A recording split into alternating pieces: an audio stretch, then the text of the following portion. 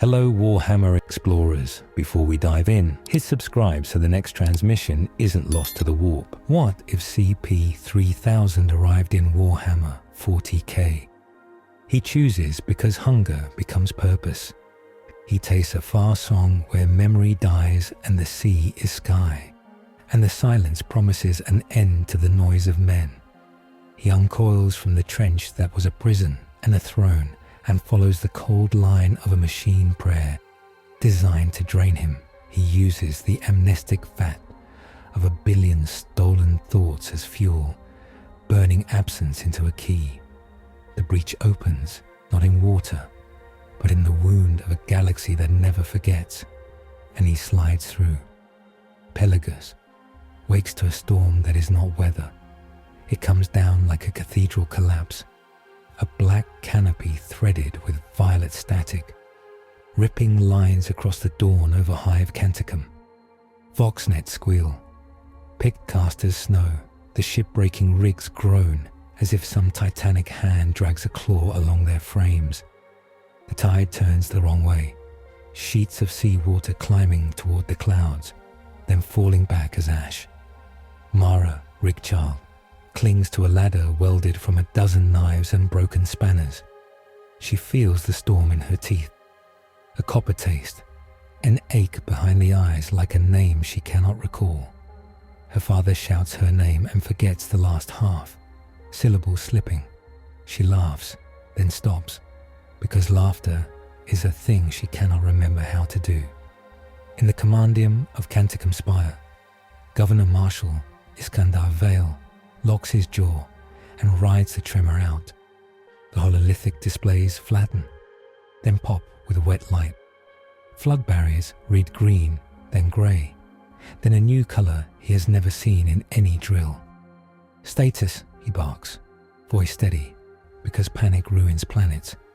Officers snap back with drilled calm, then stare at their hands as if the words were written there and someone lifted the page. In the cold shadow of the storm, where the sea deepens into the grey fathoms, something large breathes, not with lungs. It is a breath of pressure and thought, a tide of forgetting. It rises impossibly slow until the skin of the ocean stretches and thins like wax over a candle, and then a shape pushes through. An eye opens under the storm. It is not an eye built for light. It is an interface to a pressure of intent. It looks at the docks, the rigs, the rusted procession of macro hulls chained to cranes like penitents. It sees minds as heat and motion. It tastes fear, which is a spice, ignorance, which is a salt, structure, which is an old word for hunger. He is Anantashesha to no one who knows his name, and to them he will be something else before they forget. The storm gives him what he has sought, a chorus of silence that rings like a bell. Somewhere above, the wound in the galaxy screams with colors that never existed before. He watches the scream condense into spore fire, a skein of living meteors slicing toward the sea. The first drop pods punch into the waves beyond the rigs, boiling water to steam. The pods split open like iron fruit, spilling shrieking shapes with blade limbs and rope-muscled torsos that move with one purpose. Tyranids, a vanguard with a taste for chitin and acid, the first tongue of a devouring throat. They hiss, and it is not language, but he feels the shadow behind them, the synaptic pressure, a hunger that speaks to hunger. He decides. He angles his head and lets the storm roll along his crown. He is long as a memory of a continent, heavy as a dead civilization. He turns under the dock line, and as a macro hauler lists, engines coughing, crew screaming prayers into salt, he lifts. The hull scrapes along his back, rivets pop, a crane buckles. He shoves the ship up and into the rig's cradle, with a noise like an old god grinding its teeth. Men fall to their knees and cry out, some for joy, some because the joy is gone in the instant it arrives, a taste of celebration erased as it is felt. The serpents wake leaves a calm in the storm for 20 heartbeats, and in that calm the dogs hold, and the hauler does not drown. Vox feeds pour into the commandium. Grainy, stuttering, wrong-framed images of a black shape beneath the surface. Men repeating themselves. Officers writing notes on their skin, as if to anchor the moment. Vale watches a pict of a macro hauler rising like a coin surfacing. He sees a shadow like a river and a halo of steam. Saints, whispers someone. No, Vale says. Something else. Another drop pod detonates inside a rig cradle. Vomits, termagants, and their living guns. The gaunts scuttle along chain links, spitting beetle bullets that carve men to lace. Their synaptic link hums like a hive of knives in the head. The serpent turns. His movement is absence. The amnestic pressure spreads as a slick. The gaunts hesitate, paws slipping, rifles lowering as their priority stack shivers. He does not think like a man. He thinks in pressure differentials of belief. He knows that hunger obeys rules. He presses those rules until they bend. The gaunts forget their target for 3 seconds. In those seconds, Mara's father rams a hook into a gaunt's mouth and yanks it apart. In those seconds, a rust bucket crane swings slow, then fast, and a cluster of xenoforms goes into the water and vanishes under the serpent's cheek. On the far causeway, a brood of warriors arrives, taller, heavier, plan-bound by the synapse that braids their minds. One raises a venom cannon, green slurry dribbling. He fires. The shot arcs and spills into the serpent's face. It smokes, sizzles, then runs away in strings like melted wax. It hurts. He files the hurt under interesting. He catches a warrior in his mouth and bites. The chitin crunch is truth. The synaptic song rattles his teeth. He swallows the song and burps a small quiet. The rest recoil, then press anyway, because that is what they are. Down in the drowned vaults under Canticum Spire, a small coven of scribes of the Ministorum gather around a gilt console. Candles gutter, incense chokes. A wire-haired priest recites a half-remembered catechism of storm banishing that worked once on a weather system and was declared heretical the next year. Their prayers climb the ductwork like smoke. They do not think the sea is listening. The sea is listening. The inquisitorial cutter breaks through the edges of the storm with a groan. Its pilot is a learning engine housed in brass and broken teeth. Inquisitor Kestrel Vord stands behind the flight plate, pale in the light of the storm, her rosette lying against black carapace. She watches the ocean calendar tear and reset. Her eyes move like a hawk's. She hates this world, but loves that it requires her. "Get me the governor," she says. Her voice is a blade on ritual stone. And every naval auger in range. We have a xenoform incident and probable Great Rift bleed. Vale appears on her display, harrowed and stubborn. "We're holding the rigs. Something huge in the grave fathoms lifted a hauler. Also, we are under tyrannid touch." Vord's lip curls. "Hive fleet signatures? Nothing aggregate yet," he says. "Vanguard spores. It's coming." She nods once. "Designate the unknown as..." She stops, because a pickcaster grabs an image as lightning forks across the sea, framing the serpent's crown like a saint's corona. "Designation pending," she corrects. "Do not worship it." On the rigs, the serpent glides between gantries and chain forests. He is an arrow made of forgetting, and where he passes, panic drops into peace and then into empty space. Men and women blink and find tools in their hands, blood on their boots, a body beside them they do not know, and a name missing. Some pray and forget the words. Some swear an oath and do not recall why, only that it matters. A carnifex throws itself into the water, its armored back shedding oil. It hits like a falling boulder and plunges through the serpent's veil. Its mind is a mace hung from the wrist of the synapse. He meets it in the choke of chains, wraps coils around legs like columns, twists. The chitin cracks at the hip. The beast bellows bubbles and hammers his jaw. He shoves it into the rig's grinder mouth, and the machine that eats ships eats a monster. Above, the storm throbs as something larger chews into reality. A shadow blots the stormlight, not ship, but shape, like the bones of a whale written as an equation. A mycetic spore of unusual mass smashes through the clouds toward the northern bay. The serpent feels the pressure shift. This is not random vanguard. This is the hand of a mind with a name. He tastes it. It is salt and iron and intelligence. It is a Norn queen whispering through 1,000 mouths. It is a tendril of something called Scylla by men who like myth. He appreciates the courtesy. Vale watches the trajectory plot and makes a choice.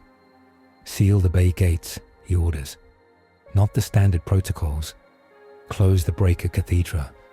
Pull the ship wall. Engineers stare at him, then at their hands again. Then move. Ancient machines howl. Pistons the size of tower blocks buck. Gates rumble out of the sea like the teeth of a god. Vord arrives in the commandium with her retinue like a needle to lance a boil. She looks at the displays, at the storm, at the unclassifiable. You have something in your water, she says. Vale does not look away from the main display. It saved the hauler, he says. It eats tyrannids. Does it eat men? Vale's cheek twitches. He does not answer. He is not sure. The serpent is not sure either. He knows men are not tasty in the way these ones are. These ones sing. Their prayers are salt. He prefers their silence, but silence without them has no gradient. He's learning the new ocean. It is made of war. The heavy spore hits the water beyond the breaker teeth and burrows like a seed. The sea around it boils with bile. Warriors emerge first, chitin plates scored with ritual scarring. Then something tall, longer than a tank, draped in brood scars like medals. A Norn emissary, a synaptic lance given legs. Its head is a cluster of nodal plates that glimmer like wet stones. It looks at the serpent without eyes and speaks pressure. The serpent feels the pressure and recognizes a kindred violence. The emissary does not fear forgetting. It remembers what it is for as long as it exists. It projects purpose across the bay like a bridge. Gantry snipers who had forgotten their own names remember their triggers. Grenades bounce and detonate. The emissary raises one hand and a film of psychic force trembles. Shrapnel hangs in it like insects in amber, then falls harmlessly aside. It points at the serpent, and in the air around his nodal plates, a geometric flower blooms. The flower is a null zone, a subtraction of the very flavor of cognition, pure shadow in the warp with a hard edge. It is not forgetting. It is the denial of thought. He swims into it and feels nothing, and in the nothing his edge dulls. The gaunts in the water stop freezing. The amnestic slick falters. He coils tighter, compresses his pressure, and bites the emissary's shoulder. The bite goes through carapace like biting through glass. Acid floods his mouth. He releases, pain spiking. His wounds do not close as fast in the null. He exposes a fan of gills to the dead water and tastes only metal. It is new to be blinded.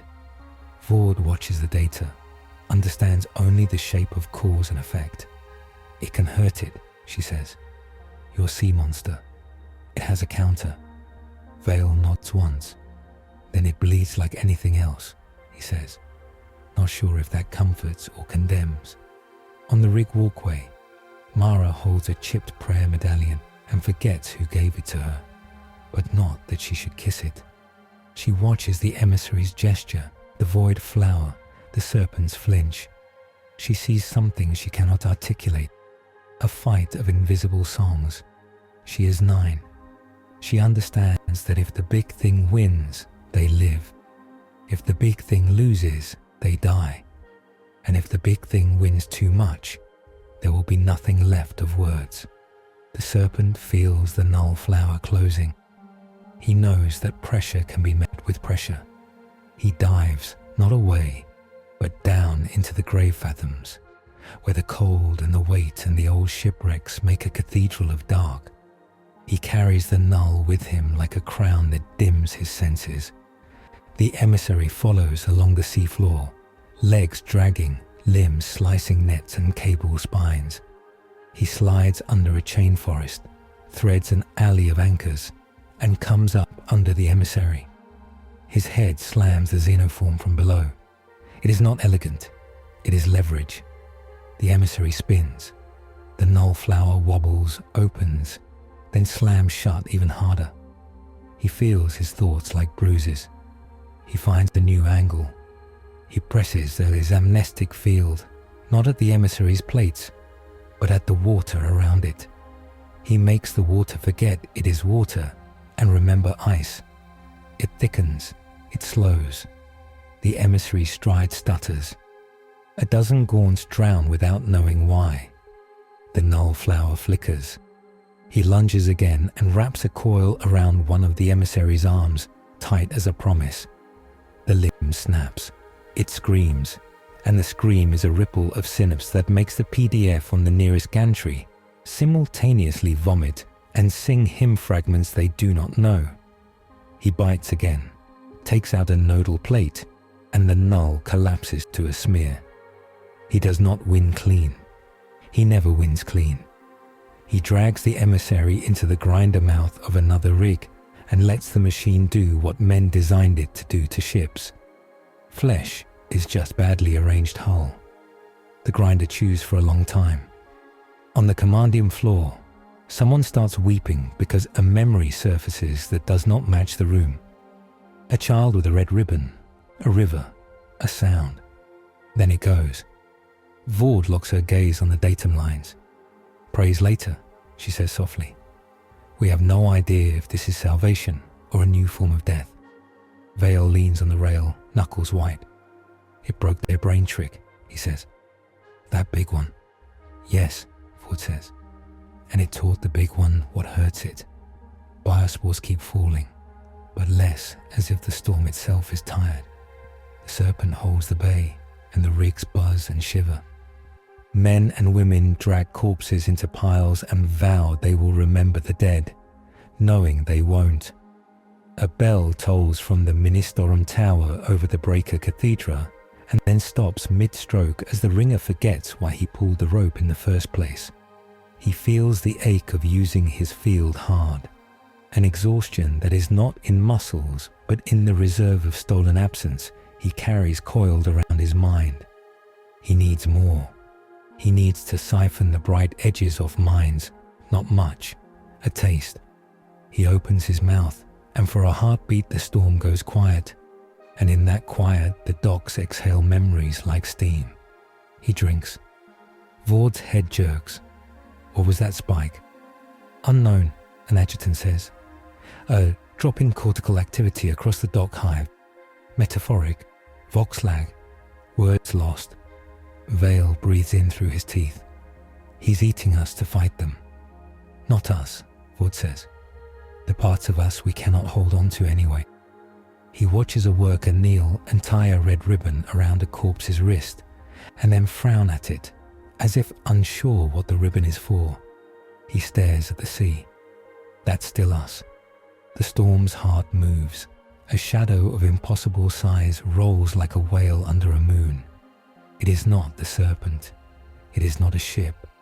It is the lid of a coffin being lowered, and the coffin is the sky, and the pallbearers are names. Scylla, Behemoth's memory, Kraken's cousin, Hydra's new tooth. Sensors name it as a bioship cluster on the edge of the system, gliding into drift. It silences astropaths for a day and a night, and the night lasts only an hour, but feels like a week to the choir. Vord's cutter's auspex draws lines. Hive fleetsilla, she says, tasting the old myth in the new. Not a full bloom, a tendril, but the tendril will grow. Vale looks at the rigs, at the men and children and cranes and cathedra. It will eat us and then it will eat the sea, he says. And then it will go. Unless we break its teeth, Vord says, and chain the unknown in your water or kill it before it decides we are milder prey than those things. He thinks about the hauler lifted out of the death surge. He thinks about the worker kissing a ribbon and forgetting it. He thinks about the storm that is not weather. He squares his shoulders because planets need corners. We plan, he says. Plan, Vord echoes. She touches her rosette, not to brandish, but to feel the weight of a promise. Summon the Naval Guild, the Mechanicus Sacristan, the Shipbreakers Guild Mistress, the Chaplainry. We will be praised for heresy together or die alone. In the grave fathoms, he coils under the rigs and rests, if rest is pressure held at a different angle. He listens to the hive behind the water. He tastes the shadow in the warp like rust. He has never breathed the sky before. He tries it, and it tastes of incense and oil. He tries not to be amused. Mara climbs down the ladder and goes to the water's edge, where black foam hums. She throws in her medallion without knowing why, then immediately wishes she had not, though she does not remember what she threw. The foam touches her boots. There is a thought in it, a promise of quiet. She steps back. The foam recedes as if polite. He feels the gift and takes the small brightness the medallion carried. He tastes faith and likes it less than fear, but it has protein. Night falls with its mouth open. Flood lamps cut trenches in it. The rigs groan. The grinded teeth sit silent for the first time in a day. The spore rain has paused. The serpent dreams, if what he does can be called that, and his dreams are of tunnels built from time. Vale's war room is a narrow, tall space hung with iron tapestries. A hollow table shows the bay, the breaker teeth, the rigs, and their names like saints' titles. Consolation, Mercy's wreck. Cantata, ragpicker. It shows a new ghost icon. Abyssal contact, amnestic.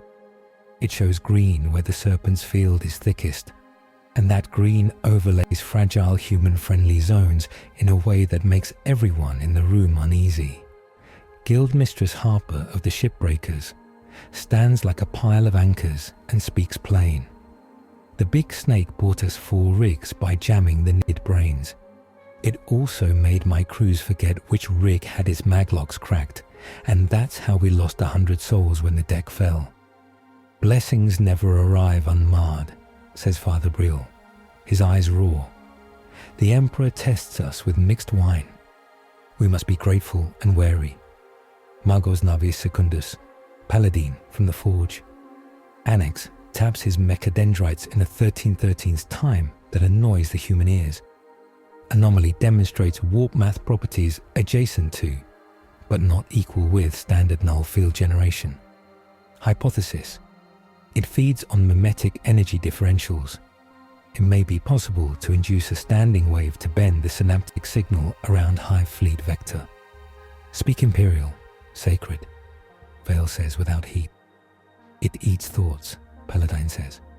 We can help it eat the right ones. Ford's gaze is steady. Or teach it to eat in ways we can cancel if it turns. She looks at Vale. Your void shields. Can you bruise them and make them hum? We shuttered the breaker cathedra and overclocked the old lighthouse arrays, says Vale. He points with a stick because pointing with a finger feels childish in the face of apocalypse. We can phase the arrays through the water, throw signal baffles in the bay. We bend the shadow and turn their advance into a foam of confusion. Harper grunts. We'll fry half the cranes. You'll live, Vale says. We will all live badly if we try to live well. Brill folds his hands. And the serpent? We ask. Vord says. They all laugh, a dry sound. The idea of asking anything that big to do anything is an absurdity. Absurdity is a kind of courage. At the lip of the bay, under the oldest rig, a bell sits half submerged. Nobody has rung it in a century. They ring it now with an auto-hammer, because nobody remembers where the rope went. The sound goes through the water and through the iron bones of the rigs and into the grey fathoms. It is a sound of long promise, old law, a kind of call anything that remembers being a god understands. He answers. He rises under the rig like a black hill and shows an eye.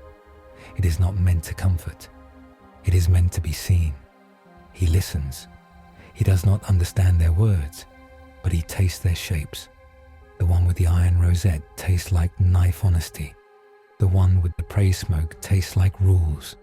The one with the anchors tastes like rusted love. The one with the iron heart tastes like duty. He puts pressure on the water to say, talk. Vord steps to the edge. Rain needles her coat. Her people tense. She holds up her rosette, not to command, but to stake a claim. This is an authority of words. We have enemies, she says. You have enemies. You like quiet. They make noise. Help us bend their song until it breaks. In return, we will not try to kill you while we need you. He approves of the clarity. He presses a wave to bow into a gentle nod. He adds pressure to the air like a warm hand on the back of a neck to say, I will chew on more of your memories. He does not hide this. They shiver. They do not run. Vale glances at Vord. That felt like consent, he says, or extortion. It is both, Vord says, which is fair. Sacrilege, murmurs Brill, but he does not step back. He steps closer, the way a priest steps closer to a relic that burns him. Great one, he says, voice trembling. We ask you not to take our names. Take the taste of our fear. Take the poison bubbles of their hive thought. Leave our dead to us. The serpent touches the edge of the rig with his nose. The iron rings. He does not know names because the idea of a discrete slice of identity, small enough to be held, has always been foreign. He understands a pattern. He can leave some lines thicker. He presses a pressure promise. I will not take the line that connects word to face if you bring me the singing edges when the storm comes. This is insane, Harper says under her breath, eyes wide with a child's awe despite the lines on her face. And I love it. Paladines make her dendrites swish. Initiating the lighthouse arrays, the Magos says. Blessed voltage. The cathedra at the breaker teeth hums. Old crystal lenses cough. Light comes out in pillars and lines and arcs, burrows under the water like a luminous whale. The serpent watches the beams bend and learns the taste of their hum. He licks them with his field, and they change flavor, sweet salt, analog to the synaptic base of the incoming swarm. Scylla's tendril reaches for Pelagus 9. Spores come like rain again, but this time the rain's path wobbles. Pods hit the water and detonate, releasing xenoforms that slip and slide and claw and howl. Their purpose is intact but delayed. The serpent slides through them, a scythe in a field that refuses to accept it. Is harvest time. He bites clean and not clean, because meat gets stuck in gears when gears are not designed for it. He uses the lighthouse hum as a hook. He hangs his field on it and drags it across the bay, combing. Where the comb passes, the synapse snarls. Where it misses, things go right for the enemy. He does not miss much. He misses enough to taste the cost. A warrior leaps with a bone sword dripping acid. He turns too slow, and the blade shears scales like plates of a dreadnought. The cut opens and leaks something colder than blood. He presses it shut with will and feels the edges resist. The null scar left by the emissary resists. The wound stays. Harper watches and points crews to where the comb does not reach. "Aft cradle," she shouts. "They're moving like they remember how to be mean over there." Her voice is calm. It has always been calm. She will always think it has always been calm because she cannot remember the times it was not. But it has not. But that is gone. Vale stands between hololiths and men and holds the room like a reef holds a tide. He sees the pattern. He sees the cost. He sees Vord's eyes on him, waiting to see if he collapses into prayer or rage. He holds. The seraphic choir in the spire's blinded chapel sings blind. Their song finds a groove in the storm and wears it into a channel. It does nothing practical. It keeps people from screaming. That is practical. He dives where the lighthouse beams converge. He gathers the amnestic slick and throws it like a net over a brood of raveners. They thrash, mouths snapping at water, at shadow, at their own tails. He eats 3. He leaves 2 to be cut by human hands because leaving gifts earns him more faith. He does not care about faith as faith. He cares about its taste. Another emissary touches the edge of the bay and stops, as if recalling something it never learned. It utters a synaptic yelp and turns away. The beam comb scrapes its skull and leaves a scratch that will fester if it had time to. It will not. The storm flickers. In that flicker, there is a darkness that is not the serpent and not Scylla. It is a watcher in the rip that smells like old oath and golden dust. It looks. It does not intervene. It approves and frowns at once. Vord shivers and does not know why. They hold the bay until the tide clock mutters dawn again. They do not know if it is dawn. The sky says no. The clocks say yes. The body piles say it is a number that is enough for counting. Vale leans against a wall for a second. He sets an alarm to hit him in 5 seconds, so he does not fall asleep standing. He opens a field line. "Report," he says, and the reports come in a slurry of glory and failure and numbers and names he writes down on his skin to feel like he can keep them. Vord stands beside him and does not touch him. "The tendril is massing," she says. "Bigger cluster inbound. Smaller biopsych probes along the approaches. They are learning the comb's hum. That is what it means to be alive." He nods once. "And the big ally?" "Injured," she says. "Tasting our lights. Tasting us. And low on whatever it uses to do what it does." "Absence," he says. "Absence," she agrees, which is the simplest thing to run out of and the hardest to replace. He looks at his arm, at the names on his skin. He knows he will wash his arm and lose some of them. He hates that he will. He hates that the hate helps, because hate holds as an index. She watches the sea. We need to get off the back foot. If we let them choose the fight, the big one will bleed out on quiet, and we will be a footnote. He smiles without humor. Footnotes require historians. We will be a smear on a wall that rusted in a storm no one can remember. She glances at him. "I love your poetry." Pragmatism sounds like poetry after 3 days without sleep. They both almost smile. Neither does. Paladine ticks. Additional analysis. The unknown's amnestic field entangles with our lighthouse lattice at harmonic factors of prime 13. Proposal. Build an amplifier out of shipbreaker coils and the ossuary capacitors under the mini-storeroom tower. Risk. Mimetic backwash could erase short-term operational memories across a 10-kilometer radius. Define short-term, Vale says. Names, faces, orders, Paladin says. Define acceptable. Harper's eyes burn. It is not. Vord's voice is steady. We will ensure written redundancy. Tattoos, daubed walls, children pressed into messenger duty with slate tablets. We can afford to forget our romance. We cannot afford to forget which bay to protect. Braille closes his eyes. We carve the creed into the walls, and that holds men upright in storm. We can carve orders too. Vale nods slowly, then faster. Do it. We will be a culture of lists.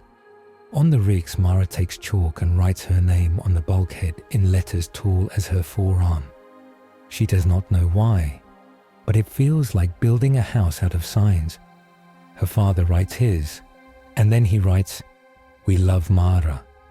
He stares at the words and feels something like memory grow around them like barnacles. He smiles.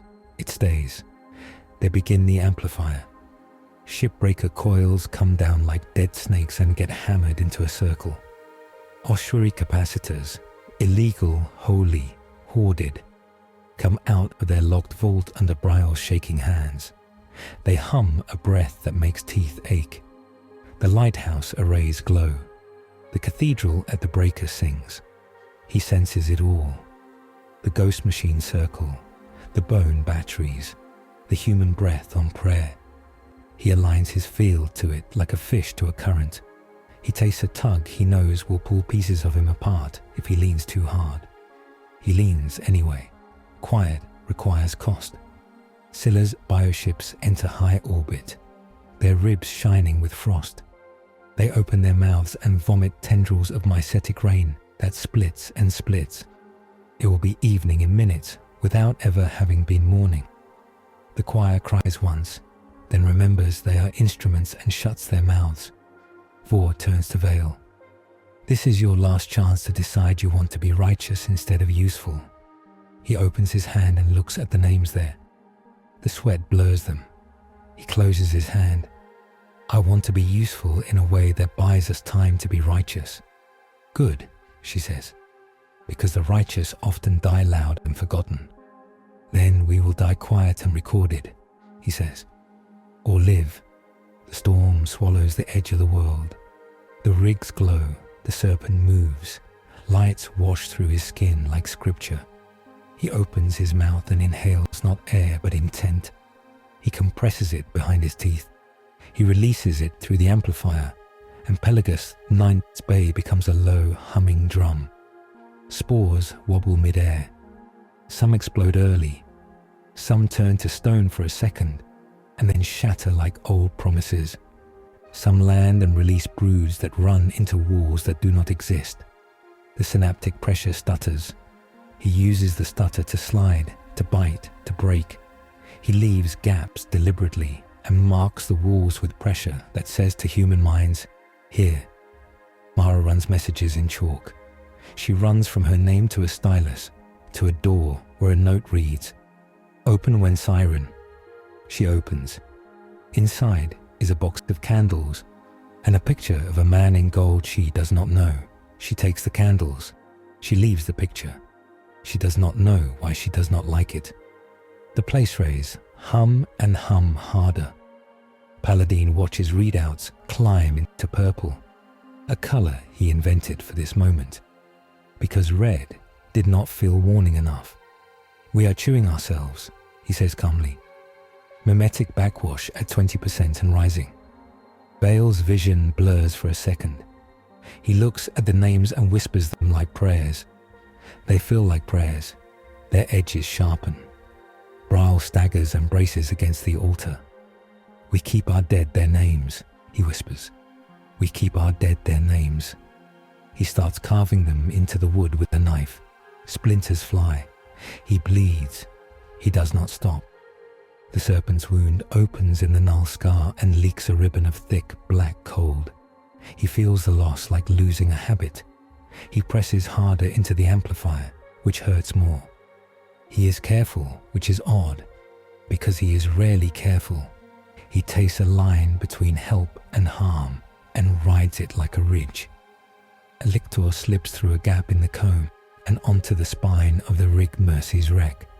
It materializes from rain and shadow and kills 4 men before their shouts finish leaving their mouths. It crouches above Mara on the ladder. Mouth parts, tasting the word chalk. It hisses at the letters. It does not like letters. It reaches. The serpent slaps the rig with his snout like a father chastising a disobedient child. The blow crushes the lictor to paste. Mara screams, and then laughs, and then stops, because she does not know either. She writes, "Thank you" on the bulkhead and draws a snake that looks like a rope. He sees the word. He understands nothing of thanks and everything of offering. He takes the crumb of the hot, bright edge and adds it to his field. It does something to the comb's grip. It sharpens. He files that away. Faith has vitamins he did not know he liked. On the horizon, an object the size of a cathedral falls on fire. It hits beyond the breaker teeth and raises a wave that should take half the rigs. It meets the comb and forgets it is a wave for long enough to break itself on teeth designed to hold back storms, not oceans. The rigs rock. They do not fall. Paladain's voice is flat. We are at 40% backwash. This is the edge. Past this, we eat names we cannot carve fast enough. We hold, Vale says. We hold, Ford echoes. They hold. The first assault of Scylla's tendril blunts and breaks against a bay that is a machine for making quiet and a serpent that eats thought. The bioship's mouth wider, as if surprised. That is not true. They do not feel surprise, but whatever inhabits them is now in a state analogous to it. The storm eases once, almost gently, as if a hand lifts a little. In that ease, a warp noise moves through the room that is not laughter and not a scream and not speech, but somewhere between. It is the sound gold would make if it could regret. Vord's breath catches. He is watching, she says again, not knowing who she is telling. The moment is over. The rain returns. Signal flare. Vale says to no one and everyone, "We're going to need help. And a plan that isn't just not dying." Vord nods once. Then invite everyone who hates dying and is allowed to think under the Imperial aegis. She looks at the sea. And invite that. They ring the bell again. He answers again. He puts his cheek to the rig like a dog at a gate. He is tired in a way that feels like old anchor chain, dragging along the floor of a trench. He is not complaining. He cannot remember ever having complained. He cannot remember a life beyond hunger and pressure and this new, interesting sky. Vale steps to the edge, rain on his face, makeup of oil and rust and hope. "We need a council," he says. "We need you to hold the bay while we make a new shape of war." He presses the water. He says, "I will hold. Bring me more edges to eat. Watch my wound. Do not let it widen." Vord flicks her gaze to the slash along his crown. "We can help that," she says. Doubt in her mind. Confidence in her mouth. Medici banners. A full Mechanicus Dola chant. "We can at least tell you it hurts and feel better." He does not understand the joke. He appreciates the attention. The pressure under his wound knots like a reef. He has never been offered help. He accepts in the only way he knows. He does not bite. Vale turns. "War Council, 1 hour," he says to his staff. "Gills, Magos, Ministorum, Navy Commander. Bring chalk. Bring knives to cut chalk. Bring children with slates.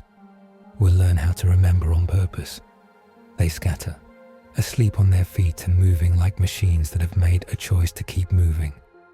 The rig bell stops. The storm presses. The sea is a mouth. In the mouth, a snake rests, wounded and proud, salt on his skin, memory in his teeth. Above, the bioship's curve. Below, the grey fathoms hum with the amplifier's drum. They will plan a thing they have never done. Teach the galaxy to forget in a way that makes room for men. They assemble in the shipbreaker's hall, beneath lanterns that sway like drowned moons. Chalkboards line the bulkheads. Servo skulls hover, repeating numbers. Children with slates sit cross-legged beside Medica stretchers, copying orders into big block letters. Outside, the bay hums. The amplifier a drum in the bones of the rigs. Serpent's shadow lays along the hull like a promise. Vord claims a section of wall and writes with a steady hand. Hold, bait, cut. Vale adds arrows. Harper circles a cluster of rig names and scrawls, evac first. Father Brill draws a small cross, then a longer list of names, then stops, blade trembling, and carves the names into wood instead, because he does not trust chalk. Margos Paladin taps a rhythm only logic machines enjoy. We phase the lighthouse array through prime factors of 13, he says. We push the comb in sweeps, leave holes deliberately to corral synaptic vectors into kill corridors. The anomaly, our ally, anchors the slick along the sweeps. Harper snorts. We make a fence out of fog. Fine, I'll well fog if it keeps a rig upright. Vale marks 2 rigs with a black X. Ragpicker and Cantata, he says. We move crews now. We let Scylla take them instead of biting the heart. This is the worst good choice I've ever made. Briol flinches. We abandon altars to Xana's filth. We hollow them, Ford says. We lay mines in their ribs. We pack them with chain charge and clog torque reactors. We make them teeth. Mara watches from the doorway with a slate hugged to her chest.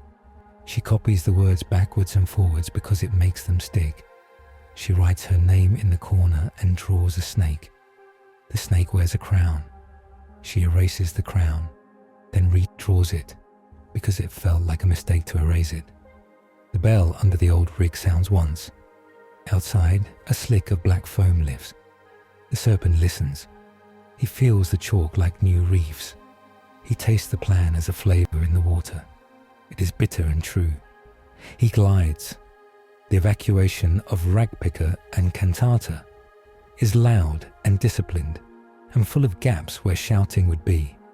The child messengers hold ropes tied to their waists and run from chalk to voice to hand. Men who cannot remember faces move by the feel of marks under their palms. Harper watches the crane swing and does not blink. If we look back, she says, we fall in. Vord walks the catwalk over Ragpicker's spine. She sets charges with a seriousness that would pass for prayer if she owned that word. Servo skulls record order lists, re-record them, and burn them into wax tablets.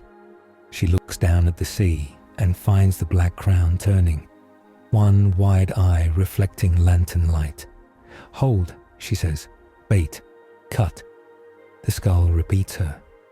The water ripples like agreement. Vale stands by the breaker cathedra and watches the lighthouse lenses spin. The beams braid through the rain. Numbers crawl along a slate. Sweep 1, he says. Push them right. Leave a mouth on the north trench. Harper, turn Ragpicker to the trench. Cantata, go teeth up.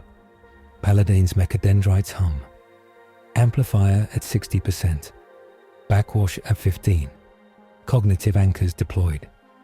Briol breathes the litanies of holding into the Vox and hates that the words slip as he says them. He signs the Aquila and presses his bleeding knuckles to the altar. Names, he whispers. Stay. The first wave hits the comb and skates. Raveners scrape sparks off iced water that remembers being rope for an instant and tangles their bodies in coils of non-water. Warriors sight along lines that cease to be lines halfway to their targets and dump beetle fire into blankness. For 10 seconds, it works so well that men grin and forget why they are grinning, and then keep fighting because their hands move. The serpent times his pressure with the sweeps. He threads the holes and slaps broods into them. He opens his mouth and drinks the edges off their purpose. He does not overdrink because he needs them to run where the chalk says. He is careful in a predatory way, like a reef shark sliding between pillars. A tyrannid swarm spills into Ragpicker. The rig swallows them with movement-eaten stairwells. They find corridors chalked with circles and arrows that mean nothing to them. They follow smell and heat and habit down to the belly. There, chain-charged teeth blink, waiting green. Harper throws the lever like telling a joke. The belly becomes a god's fist. Ragpicker lifts off its pylons, bulges, and blossoms outward. It becomes shrapnel and prayer. Shockwaves churn the bay. Cantata, empty, holy, planted with more teeth, receives the blast like a sister, groans, and then answers with its own death. The twin detonations tug synaptic lines like knots tied in hair. Across the comb, the swarm stutters. A local net collapses. Gaunt squeal. He lunges and bites and pulls and breaks what falls. Vale's jaw tightens until it aches. He watches the X's on his map vanish. He stands under a roof and feels rain anyway. Control collateral, he says. We choose who dies, so more don't. Vord's eyes stay on the tactical display. The Emperor's benediction sits on ugly words, she says. Hold, bait, cut. Mara, slate strapped to her, runs to a door with a chalk strip that reads, Siren. Inside is a box of flares, a coil of rope, and a tin with a picture of a red bird. She takes the rope and flares and leaves the bird. She draws a bird on the outside of the door so someone else will know what is inside without a word. The comb tightens. The rigs hum.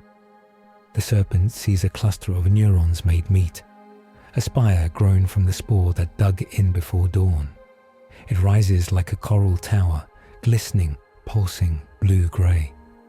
On its top, a larger shape squats, draped in tendrils that curl and uncoil like thoughts. It eats the comb with its mind. It is a neurotyrant. It looks at him without eyes, and the shadow in the warp presses like a thumb on the soft spot of a skull. He tastes a new flavor in its pressure, mimicry. It is learning his chord. It is learning to untie. He learns faster. He slides under the spire, coils around its roots, and tightens until the foundation stones groan. He brings his crown up like a ram and slams the spire from below. It flexes and does not break. He bites a bundle of nerves and feels an echo of his own field slide back along his teeth, like biting a mirror. He flinches. He bites again. Vale points with his stick. There, he says. That tower, that's a brain. He looks at Paladin. Can you pull the comb's hum off it? Put a hole there the size of a prayer. Affirmative, Paladin says. Risk. We unsing the tide under the rigs. Harper slams her palm on the rail. Do it. We'll stand on what's left. The lighthouse beams cross, break, and reweave. A slot opens, a silence in the silence, a vacuum inside the hum. The neurotyrant leans into it greedily, drawing on it like a lungful of vacuum. In that instant of adjustment, the serpent wraps, tightens, and tears the spire's middle out with a wrench that shakes every cable across the bay. It comes down in sections, each one screaming in nerve sounds that are more insect than music. The neurotyrant rides the collapsing crown and launches itself. It floats on a cushion of mind in its last intact lobes. It raises a hand. Vord feels the pressure like a hand on her chest. She remembers something she had not thought of in years. White sand, a boy, a piece of glass, and she knows it is not hers. She bares her teeth. Kill it now, she says, before it learns. The serpent opens his mouth, not to bite, to roar. It is not a roar of air. It is a roar of absence. It is every dead thought he can spend pushed through his jaw. The bay dims, chalk lines fade. Children clutch slates as if thunder is a thief. The neurotyrant's cushion collapses. It drops. His teeth meet its chest. He bites until he feels the null scar on his crown flare with cold fire. He cannot feel his jaw for 3 heartbeats. He does not let go. He shakes once, like a dog killing a snake. He flings the corpse into the grinder mouth of a rig that is still alive enough to do what it was born to do. The grinder eats a brain. The bay exhales. Vale's knuckles release white to red.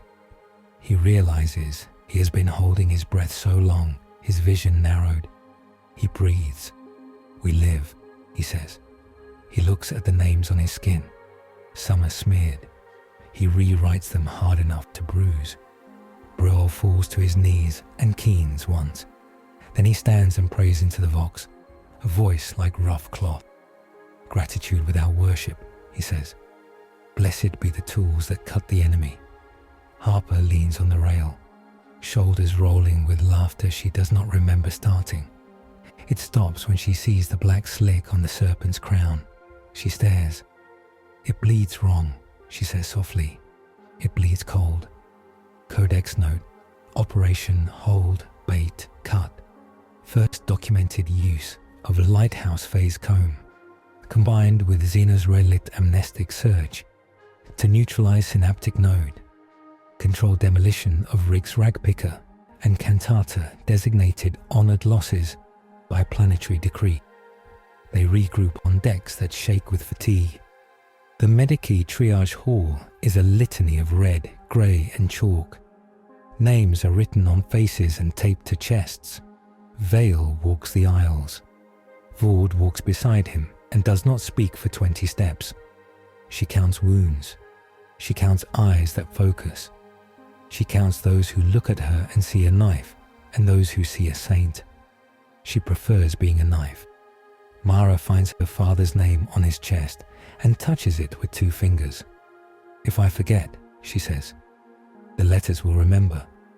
He nods, eyes wet in a way that feels unmanly, until he remembers the storm took the word that decides what men should feel about wet eyes. He decides to be fine. The War Council reconvenes, bodies steaming in their coats. Outside, the rigs creak like ships at anchor. Inside, arguments creak like old doors. Brill speaks first before anyone can fold mercy into tactics invisibly. We cannot allow the theft of names to become a tax, he says. We cannot. He grips the edge of the table as a word slides away. He breathes until it returns. Cannot canonize forgetting. Vord rests a knuckle on the map. We do not canonize it, she says. We weaponize it while it comes for us anyway. There is a difference between bending and kneeling. Harper scratches out 2 rig names and writes remember across them. She points at the empty spaces. We sacrificed these to keep 10,000 souls walking and swearing and eating. We sacrificed altars, Brill says. We weaponized empty space. Vard counters. Father, you preach absence when you speak of humility. There is a sacred hole where pride used to sit. Do not tell me all empty spaces are sin. Vale says nothing until they both stop to breathe. He rubs the names on his arm and looks at the sea. This world, he says, was built to break ships and pray for them. We are breaking ships and saying the names. We are not a heresy. We are Pelagus 9 with sharper teeth. Paladin buzzes and draws a geometry on the chalk. A comb, a circle, a spiral that is not quite Euclid's. The amnestic ally requires fuel, he says. We can perhaps provide. Voluntary memory tithe. Silence drops like a scaffold. Explain, Vord says. Guided extraction, Paladin says. We interview the citizen. We ask for a memory they can surrender without breaking their function. We encode it into ossuary capacitors. We feed the charge to the amplifier. The ally drinks what we decide. Brile's hands curl. You ask a mother to give the memory of her child's first laugh. You ask a widow to give the scent of her husband's hair in rain. You ask a man to give the one day he did not fail. Harper's jaw works. We ask for a tax that is lighter than bones, she says, voice low. We take a kiss instead of a limb. Vale closes his eyes for a second. He does not think of his son's name because he does not have one. He thinks of a field in some memory that feels like glass. He thinks of how it would feel to lose the only quiet hour he got in a year. Then he opens his eyes. We ask, he says. We do not order. We begin with the council, with me. Vord's gaze snaps to him. You will tithe your memory. I will tide the smell of summer on the marsh behind my academy, he says softly. It will hurt and not kill me. If we ask anyone, we ask ourselves first. Brawl breathes a prayer through his teeth. It sounds like swearing, because sometimes those rhyme. If we sanctify it, he says, we can guide it. We can lay a rite. We can make the vessel a shrine. If it is a shrine, it is harder for it to become a pit. Write the rite, Ford says before she can stop being herself. Brill blinks surprised. I will write a rite that asks a man to carve his own heart, he says, half horrified and half briefly proud. Write it with the truth, Vale says. Write that we hate it and choose it. They decide. They bleed into the decision, not with knives, but with things that feel more like selves. The rite is simple. A citizen stands on the threshold of the ossuary vault. A priest holds a knife. A mechanist holds a coil. The citizen names the memory aloud and kisses a slate with their name on it. The coil hums. The knife cuts the palm. A drop of blood burns off on the capacitor's surface. A servo skull records the word in its dry mechanical burr. The citizen walks out lighter and not relieved. The memory drifts like smoke into the humming machine and waits. Vale goes first. He gives the marsh. Briol goes and gives a hymn he will never sing again. Harper gives a day she sat on a beam in summer and watched whales breathe. Paladine gives a calculation he could redo and calls it an indulgence. Vord gives the taste of a cheap liquor she drank with a woman whose face she will keep until death takes it. She swallows. She does not flinch. Mara watches from the doorway, because doors are where she lives now. She does not understand the rite. She understands that grown-ups are being brave in a way that feels like putting your hand inside your own chest. The first feeding is not dramatic. The amplifier's hum deepens. The serpent lifts his head in the grey fathoms and tastes the new edge. It is different. It is not panic. It is chosen. It is bitter and clean. He drinks. The wound on his crown cools and stiffens, not closing, but not widening. He presses his cheek to the rig's pillar and says, "More." He buys them an hour. The hour fills with arguments that have no sound because the mouths are busy building. Creed carvers cut instructions into walls. Children chalk paths between doors. Naval officers lay cable-like nerves along the docks. Medici tattoo names into arms. The choir sings a song with only one note, because one is what they can hold.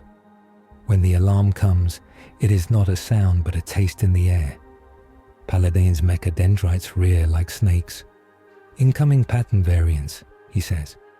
Not mass. Texture. The shadow shifts. Ford's eyes flick to the storm. Smarter, she says. Of course. Scylla sends not bodies but words written in flesh. Swarms of tiny creatures that look like shrimp made of glass and teeth. They drift in clouds, phosphorescent, and settle on ropes, eyes, lips, the wet edge of the rigs. They chew on letters. They like chalk. They like names. Briol sees one eat the tail of an R and slaps it with a hand he does not know is his. The thing pops in a dusting of cold. His fingers go numb. He says the prayer for numbness and mispronounces it, and then fixes it because rage helps. Paladine points with a limb. Nemesites, he says, as if naming them will make them sit. Mimetic parasites. They carry a counterpeptide to the amnestic field. They eat absence. They reproduce in holes. Harper spits into the wind and watches a cluster swivel to taste the spit in mid-air. Of course they do. The Nemesites drift toward the grey fathoms like pollen drawn to a bee. They glitter. The serpent feels them brush his skin and shudders in a way that is not fear, but a reflex to pressure he cannot classify. He bites a mouthful. They die and then keep being dead inside his mouth where his forgetting holds. The taste is like static. He swallows. They do not nourish. They itch. He flexes his field. They flock harder. Backwash rising, Paladin says. They drink the edges and vomit them back as noise. They are turning our comb into a prayer to themselves. Vale feels his breath hitch. It is like running uphill when the hill starts to move. He catches himself with a hand on the rail and a list of words in his throat, and the image of a marsh he cannot smell anymore. He shouts, "Salt the rails." He does not know why he says it. He says it anyway. Harper hears and understands practical magic. She throws salt. Brielle empties a bucket of blessed salt on a chalkboard, and the letters hold. The Nemesites circle and do not land. He laughs once. It sounds like a cough. Some old superstitions are expensive because they work. Mara pulls a tin from the siren box with the red bird and opens it. Salt pours out in a happy spill. She giggles because it looks like snow. She spreads it on the letters. We love Mara. The letters stay. She does not know why that matters as much as breathing. It does. The Nemesite clouds thicken. They settle on the serpent's null scar and touch the cold. He feels them pop and repopulate in the crack like fish spawning in a convenient cave. He twists and scrapes himself along the rig's pillar. He cannot reach that place with pressure. He feels his length miscount itself. His coils forget they are attached in the middle for a second. He almost knots himself wrong. Vale sees the big shape lurch. He's losing himself, he says softly. He's a rope forgetting both ends. Vard's jaw clenches. We need a counter that hits ideas, not meat. Holy words, Brielle says. Meter and drum, Paladin says. Shapes men can hold, Harper says. Not just faith, habit. They build a new ritual in a minute. They make every servo skull a metronome. They push a drum beat into the amplifier, not to the comb but to the edges of the rigs. They salt the chalk. They tape codes to doors. They teach children to clap a pattern and not stop even if they forget why they are clapping. The clap taps a ridge for thoughts to walk along. The serpent feels the pattern like a rope thrown to a drowning man, who does not know drowning is a thing. He loops it around his middle. His coils remember their numbers. He shakes and sloughs a sheet of Nemesites. They pop like frost into nothing and do not return from that nothing, because the clapping makes the nothing noisy for a second, and they need quiet to be reborn. He clears his scar for a breath. He pushes his field through the amplifier at a new angle, not wide, but narrow, a lance. He threads it through the clap. He jabs it at the biggest cloud. The cloud turns inside out. It becomes a flock of single dead letters that drift like snow. They settle on the decks. They are useless and beautiful. Harper laughs like a woman who has had 3 husbands and will forget them all but not the point of laughing. Power scaling. Interlude 1. Paladin breathes through the vox with a calm that hides fear. The serpent's field is an entropy engine. He induces amnesia by lowering information gradients across a volume. Nemesites invert that. They metabolize low gradient zones and excrete high noise interference that spoils his pressure differential. He draws them to himself like a heat sink draws frost. Feeding them strengthens their reproduction. Countermeasures: rhythmic patterning, cognitive anchors, pariah blank fields, and blackstone harmonics can starve or misalign their life cycle. Overuse of the amplifier will fatten their swarms unless salted with pattern. The Nemesite wave is not a body to kill, but a weather system to outlast. They beat them back with drums, salt, and the rhythm of cranes. The rigs find a pulse. Men breathe on the beat. The serpent learns he can wear the beat like armor, and the armor is built from the people he is not eating. It is a strange new bargain, and he enjoys it without understanding joy. Scylla notices its toy has a predator. It sends a new hand. The water ahead of the breaker teeth bulges and then sinks. A shape he has not tasted rolls beneath the waves, armored in plates that are not chitin. It bumps the comb, and the comb wobbles. It opens a mouth made of ring teeth and swallows a lighthouse beam. Our Lady of the Bay flickers. Their amplifiers hum, hiccups. Vord's eyes slit. What is that? Paladine's lenses rattle. Bioform unknown. It eats structured light. It will eat our song. Then we make a new song, Vale says. He's not being poetic. He's being desperate in a way that looks like courage. We push the comb off the lighthouses and onto the rigs. We make the rigs the choir. Risk, Paladine says. Everything is risk, Harper says. Do it. The rigs thrum. The cranes become tuning forks. The breaker cathedra sings in a low tone that hurts molars. The serpent hums back and locks his field to the tone. The beam eater rolls, confused, then hungrily again. He opens his mouth and bites his lip. His teeth scrape something that is not meat. The taste is blackstone and shipwreck. The creature is wearing a necklace of stolen human things. He bites harder. He breaks the lip. He swallows a ring of teeth that taste of oath and rust. The beam eater rolls, offended, and gnashes its rings. It pulls away and dives along the air duct trenches under the sea where old ships sleep. Vale watches the thing go and hates it personally. We will see it again, he says. He presses the rail until the iron complains. Everything that learns us comes back.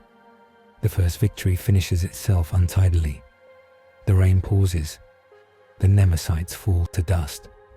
The biospire stops pulsing and collapses in polite sections into the grinder. The comb hum tilts back toward normal.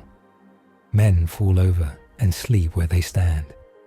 Women pull coats over them and sit on their backs and stare at nothing, because sleep is a decision they cannot remember how to make.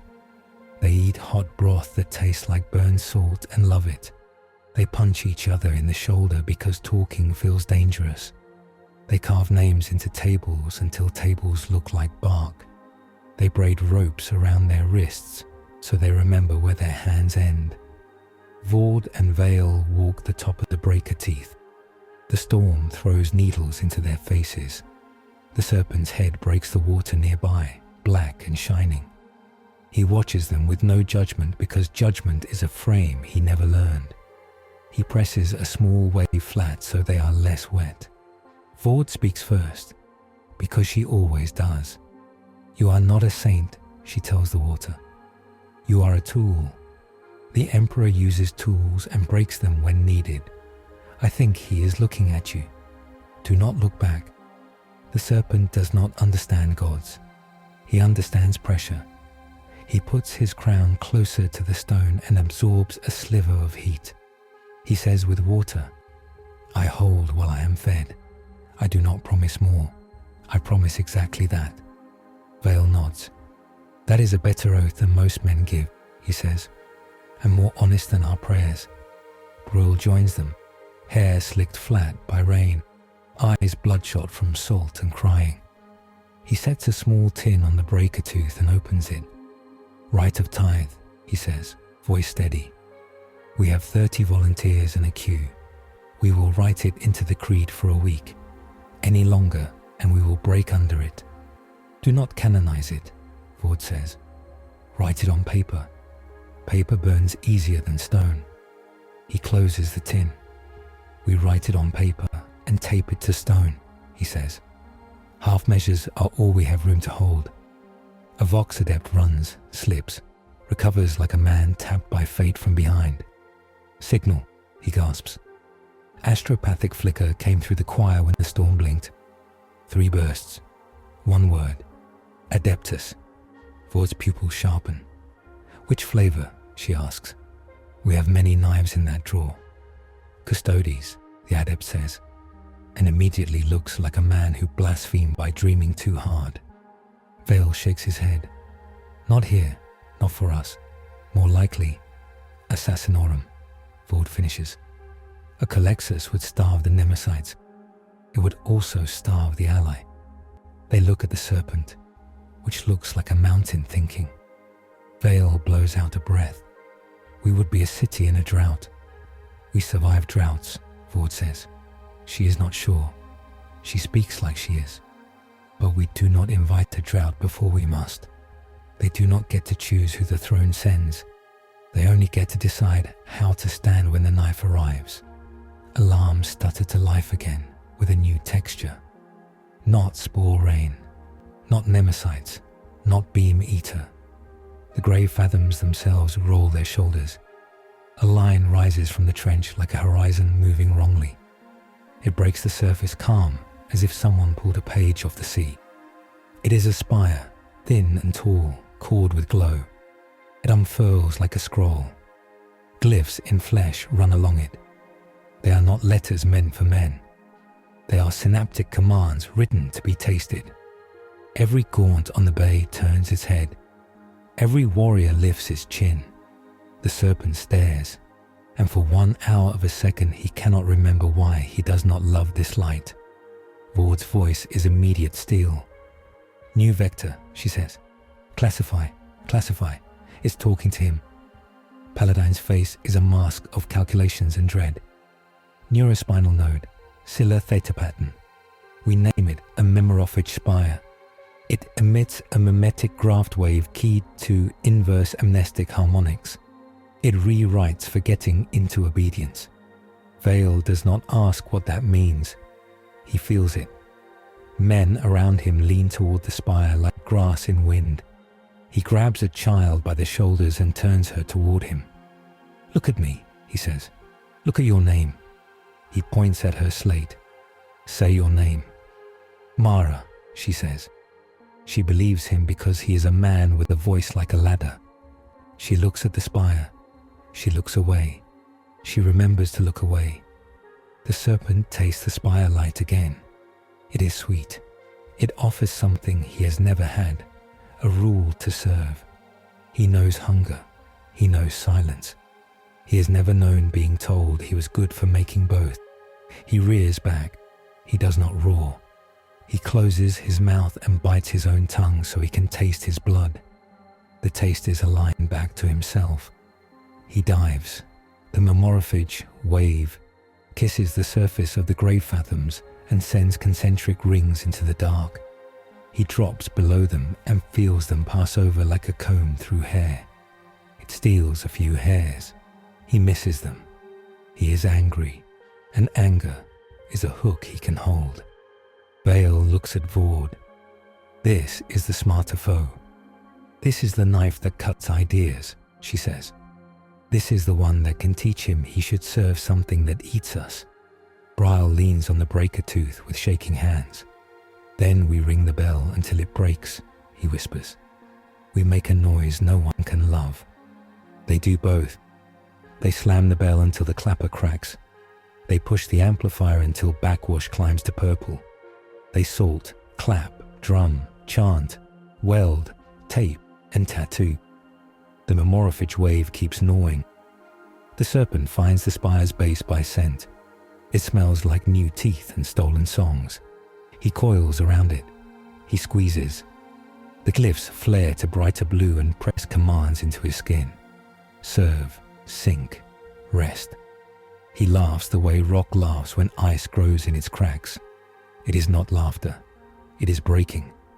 A shadow slides over the spire's light. A creature as tall as a ship's tower stands on splayed legs at the spire's shoulder. Its head is a mass of nodal plates. Its spine bristles with antennae like a forest of knives. It wears a collar of Nemesite clouds that spin like a halo. Its mind is loud and cold. It is not a neurotyrant like the last. It is a refinement. It is a Scylla Theta apex that the choir will later name the Sable Lexicon. It looks at the serpent as if looking at a word it intends to erase. He looks back the way gravity looks back at a falling stone. They do not rush. They approach as if stepping onto a temple floor. He circles. The lexicon raises one limb. and releases a ring of quiet that is not null and not noise. It is mercy flavored with threat. He swims into it and feels his edges blur. Not now, Vale whispers to no one. Not yet. Vord's hand goes to the Vox. All guns, she says. Everything that throws steel, flame, prayer, or stone. Shoot that. I do not care if you hit it. I care if you break the liturgy of its light. The rigs obey. Autocannons rattle teeth. Las rifles stitch fist-length scars. Melter guns spit small suns. Missiles whistle like old songs. The lexicon's halo spins faster. The shots skew. Some land. It does not care. It cares only about making the ally forget why it is not a slave. The serpent tastes the rage of the rigs. He picks the rage's salt out of the noise and eats it. He feels his jaw. He feels his coils. He remembers his wound with spite. He lunges and bites the spire's throat. He breaks a ring of glyphs. The light stutters. The lexicon turns its head and looks at him with pure intent. The ring of quiet pulses. It becomes a question you cannot help but try to answer. What are you when you are not eating? He hesitates. He does not have an answer. He has a bite. He bites again. He drags the spire down half a span, and the lexicon steps sideways with it. The glyphs rewrite as they break. The memorophage wave shifts to a new frequency that tastes like passed-down lullabies and funeral rites. Briel's voice cracks as his prayer catches. He laughs and swears in one breath and switches to a litany he wrote yesterday. Paladine screams in binary. Blackstone harmonics, he howls to the Mechanicus choir. Find the key. Give me a clade of custodian grade null if it exists in your relic boxes. If it does not, lie to me and build one. Harper throws a chain at a crane and drags its arm to point like a finger of steel. She slaps the lever. The crane swings. The hook catches the spire's midsection. It yanks. It does not fall, but it leans like a man who is suddenly older. Vale scrawls on the map without looking at his hand. All hands to Mercy's wreck, he says. She's dead, but she has a grinder. Feed it holy words. Vord seizes the Vox and drops her voice to a blade. Pelagus 9, she says.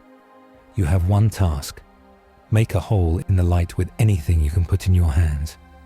This is the part where we do not pray to be saved. This is the part where we save our prayers.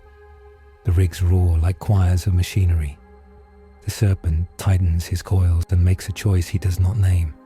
He spends a third of the tired memory in the ossuary in one pulse. He burns chosen absence like fuel. He opens his mouth and releases a wave through the amplifier. Cut to slice where the lexicon's halo spins. It is a surgical emptiness. It does not wash over people. It threads a needle. The Nemesite collar pops like soap bubbles. The lexicon tilts its head and does not show surprise because it does not have a face for that. Its halo drops to its shoulders. It raises both hands. The memorophage wave inverts for a heartbeat and becomes a stiff spine of concept that spears his scar. It hurts in the way naming a thing hurts when you wanted it to be shaped without syllable.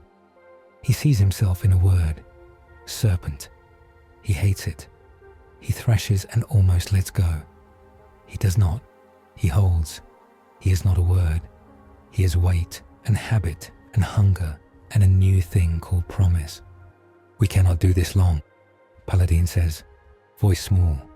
We will erase too much. Then we'll do it briefly and move, Vale says. Action, not endurance. The spire leans. The lexicon steps and slips because the crane pulls one way and the serpent pulls another, and the comb runs a small hum under its feet that whispers, your left is your right. It stumbles. A volley of missiles hits its chest. It notices. It turns one hand and gestures, and a slice of the rigs forget they have floors for 2 heartbeats. Men fall and stand stunned and aware of having fallen. They spit and curse and laugh because terror comes and goes, and the laugh stayed. The serpent lets go of the spire perfectly, then bites again one span lower. The spire breaks like a leg under a pivoted door. It falls. The lexicon pries itself loose and lands on a deck that remembers being a deck just in time to hold it. It crouches. It looks at him. It does nothing obvious. The memorphage wave ceases. Bryle sags. He stops before he says a name. He says instead, "That is not a gift. It is a breath before drowning." Vord's eyes narrow. It is learning us. Her mouth twists. So we learn it faster. They chalk new instructions. They tattoo new names. They build a wall of drums. They march on the beat. The serpent rides the beat. The lexicon steps into shadow. It does not retreat. It waits in a position that is not a trap, in a way that makes it more dangerous. Scylla's tendril shifts. Bioships adjust their stomachs. Spores angle differently. It is like watching weather become a doctrine. The war stops being surviving a storm and starts being a lesson in how to organize panic. Mara runs along a painted line and wipes it as she goes because the paint is still wet and her sleeve makes it blur. She does not care. She writes it again with chalk on top of the paint. She stops by the salt tin. It is light. She tears her shirt and ties a strip around the handle so she can find it when she forgets. She smiles because this is clever. The lull ends with quiet confidence. The lexicon lifts one limb again, and every gaunt goes still. It turns its head toward the deep. Something answers from beneath the bioships. The storm takes a breath in. Voices in the choir choke. The amplifier hum falters, not breaks. Falters like a man blessed by a strong drink.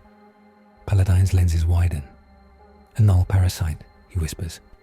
"Not pariah, not Calexus. Something organic. Something grown to host a dead god's shadow." Vord does not swear because she is out of new words. "You'll brief me later," she says with arid calm. Right now, it means our ally walks into a hole he cannot see.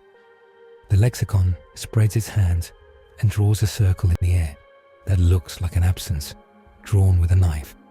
It is small, the size of a tank's hatch. It is clean. It is beautiful. He wants to kiss it. He swims into it.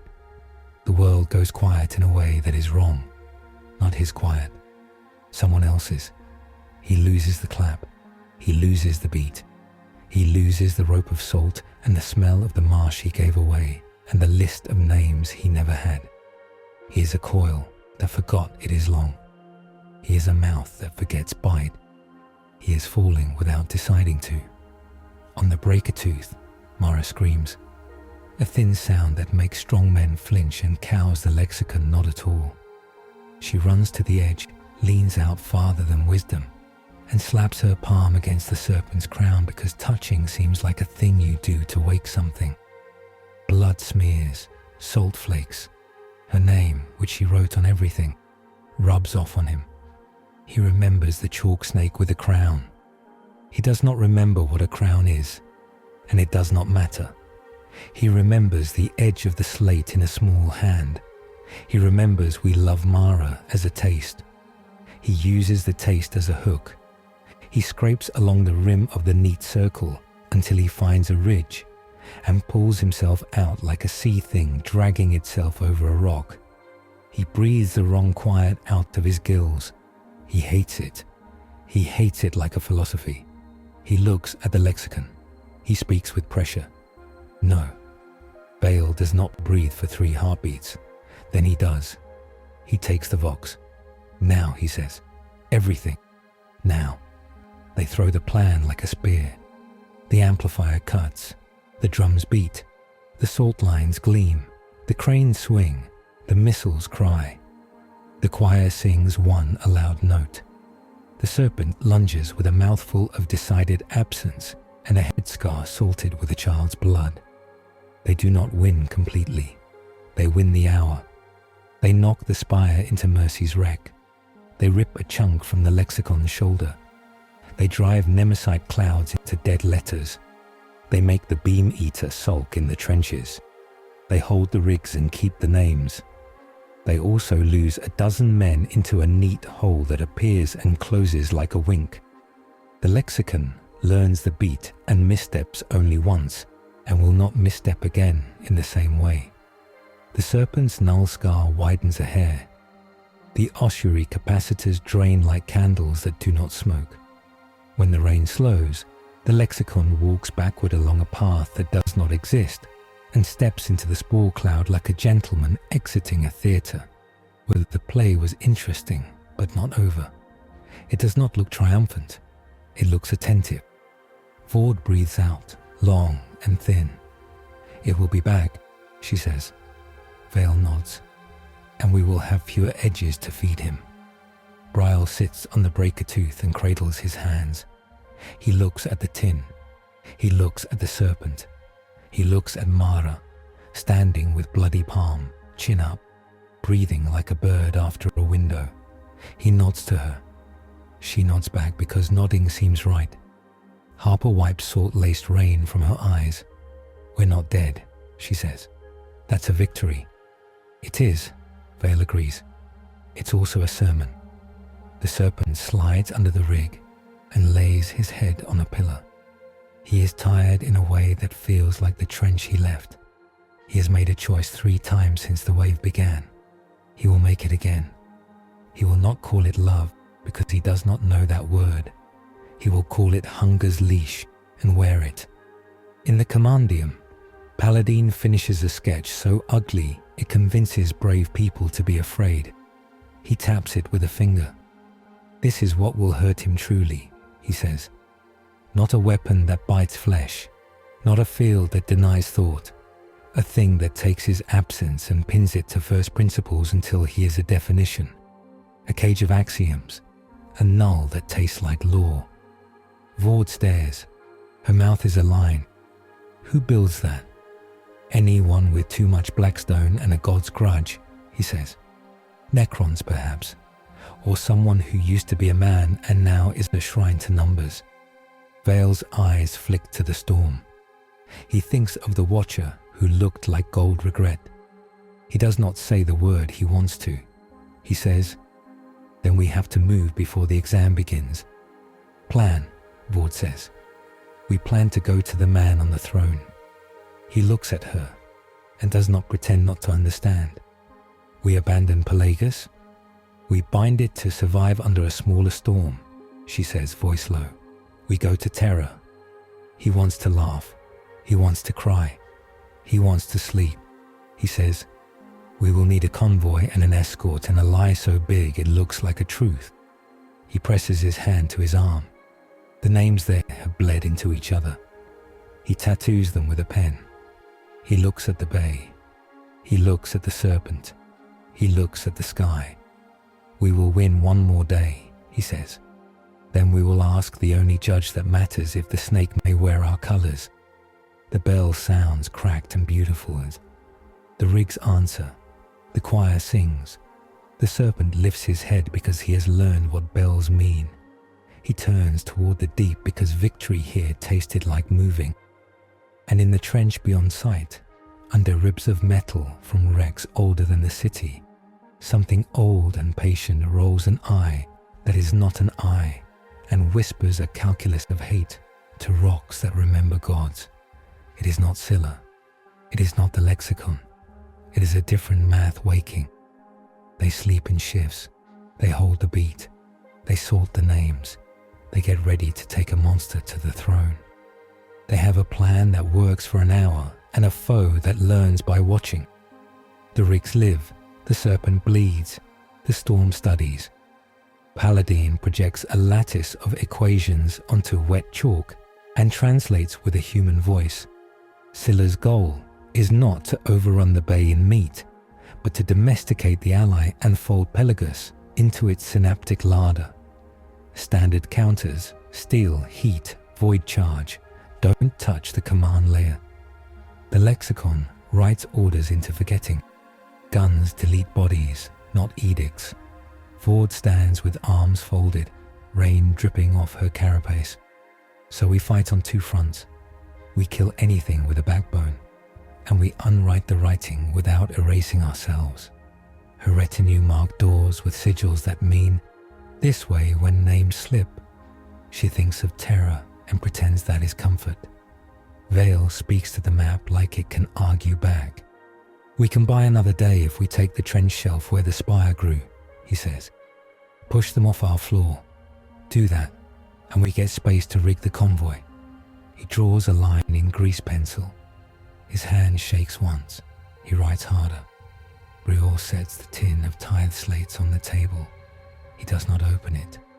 We ask for less today, he says, or we will have a city that is efficient and empty. He cannot tell if that is sin or strategy. He lets the doubt stay. The serpent rests under Mercy's wreck and counts the claps.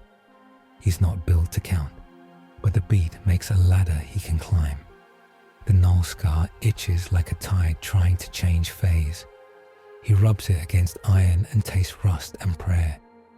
A runner arrives with a message slate wrapped in oilcloth. Ford unwraps it and reads, Adeptus arriving. Ordo Xenos kill cutter with pariah aboard. Her mouth is a straight edge. If it is a Calexus, our ally starves, she says. If it is not, someone still wants to cut through the choir. Vale nods once.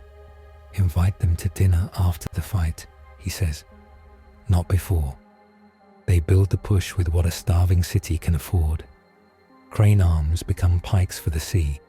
Las batteries are lashed to gantries and blessed with grease and hymns. Salt lines are renewed. Children memorize hand signals for left, right, fall, stand. The amplifier purrs at a careful hum. The ossuary capacitors glimmer with chosen pain. Paladin dials the comb to a tight sweep that will strip synapse off the trench shelf. Backwash will spike, he warns. Anchor to meter, anchor to names. Anchor to rope. He looks at Mara and points at her slate and does not add. Anchor to the small thing that made the big thing choose you.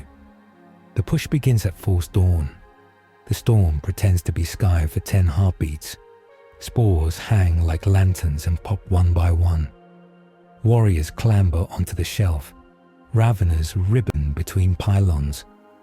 Gaunts spill and skitter. The comb hits them like a sideways rain. The rigs pound their metronome. The serpent moves. He takes the first line in his mouth and chews until the synaptic thread hums wrong.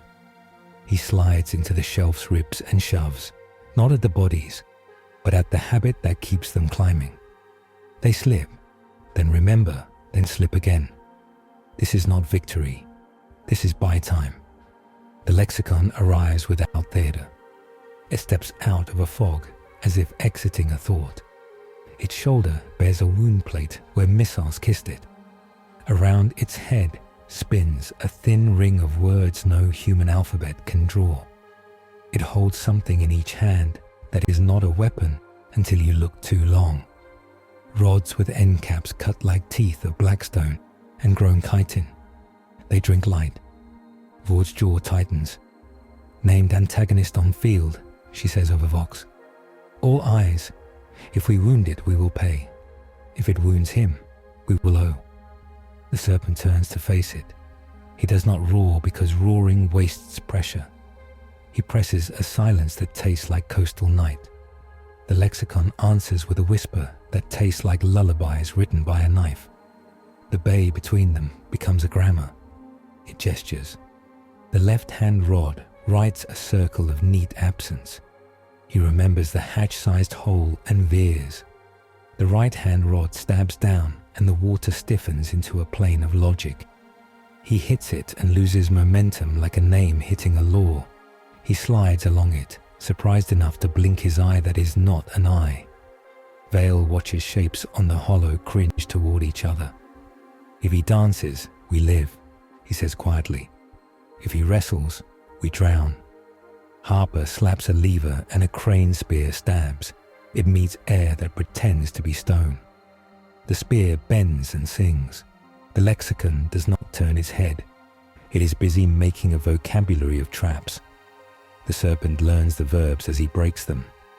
He feints left and burns a pulse of chosen absence to slip under a fresh circle. The pulse hurts. He feels a hand go into the ossuary and take a memory he cannot name. He takes it anyway. He rises along the lexicon's flank and bites the wrist that holds the right-hand rod. Teeth meet carapace, then meet something colder. The rod is bound in a lattice of blackstone threads, braided with nemesis husks. It writes a syllable into his bite that sticks. The syllable is not in any human language. It translates to, "You are this." The word forces his field to center, not spread. He tears the rod away and throws it into the grinder of Mercy's wreck. It spins and cuts a neat line through 3 ribs before the gears find bite. The gears squeal and smoke. The rod shatters. The word it tried to write into him does not. The lexicon does not flinch. It stabs with the left-hand rod and pins a coil of him to the shell.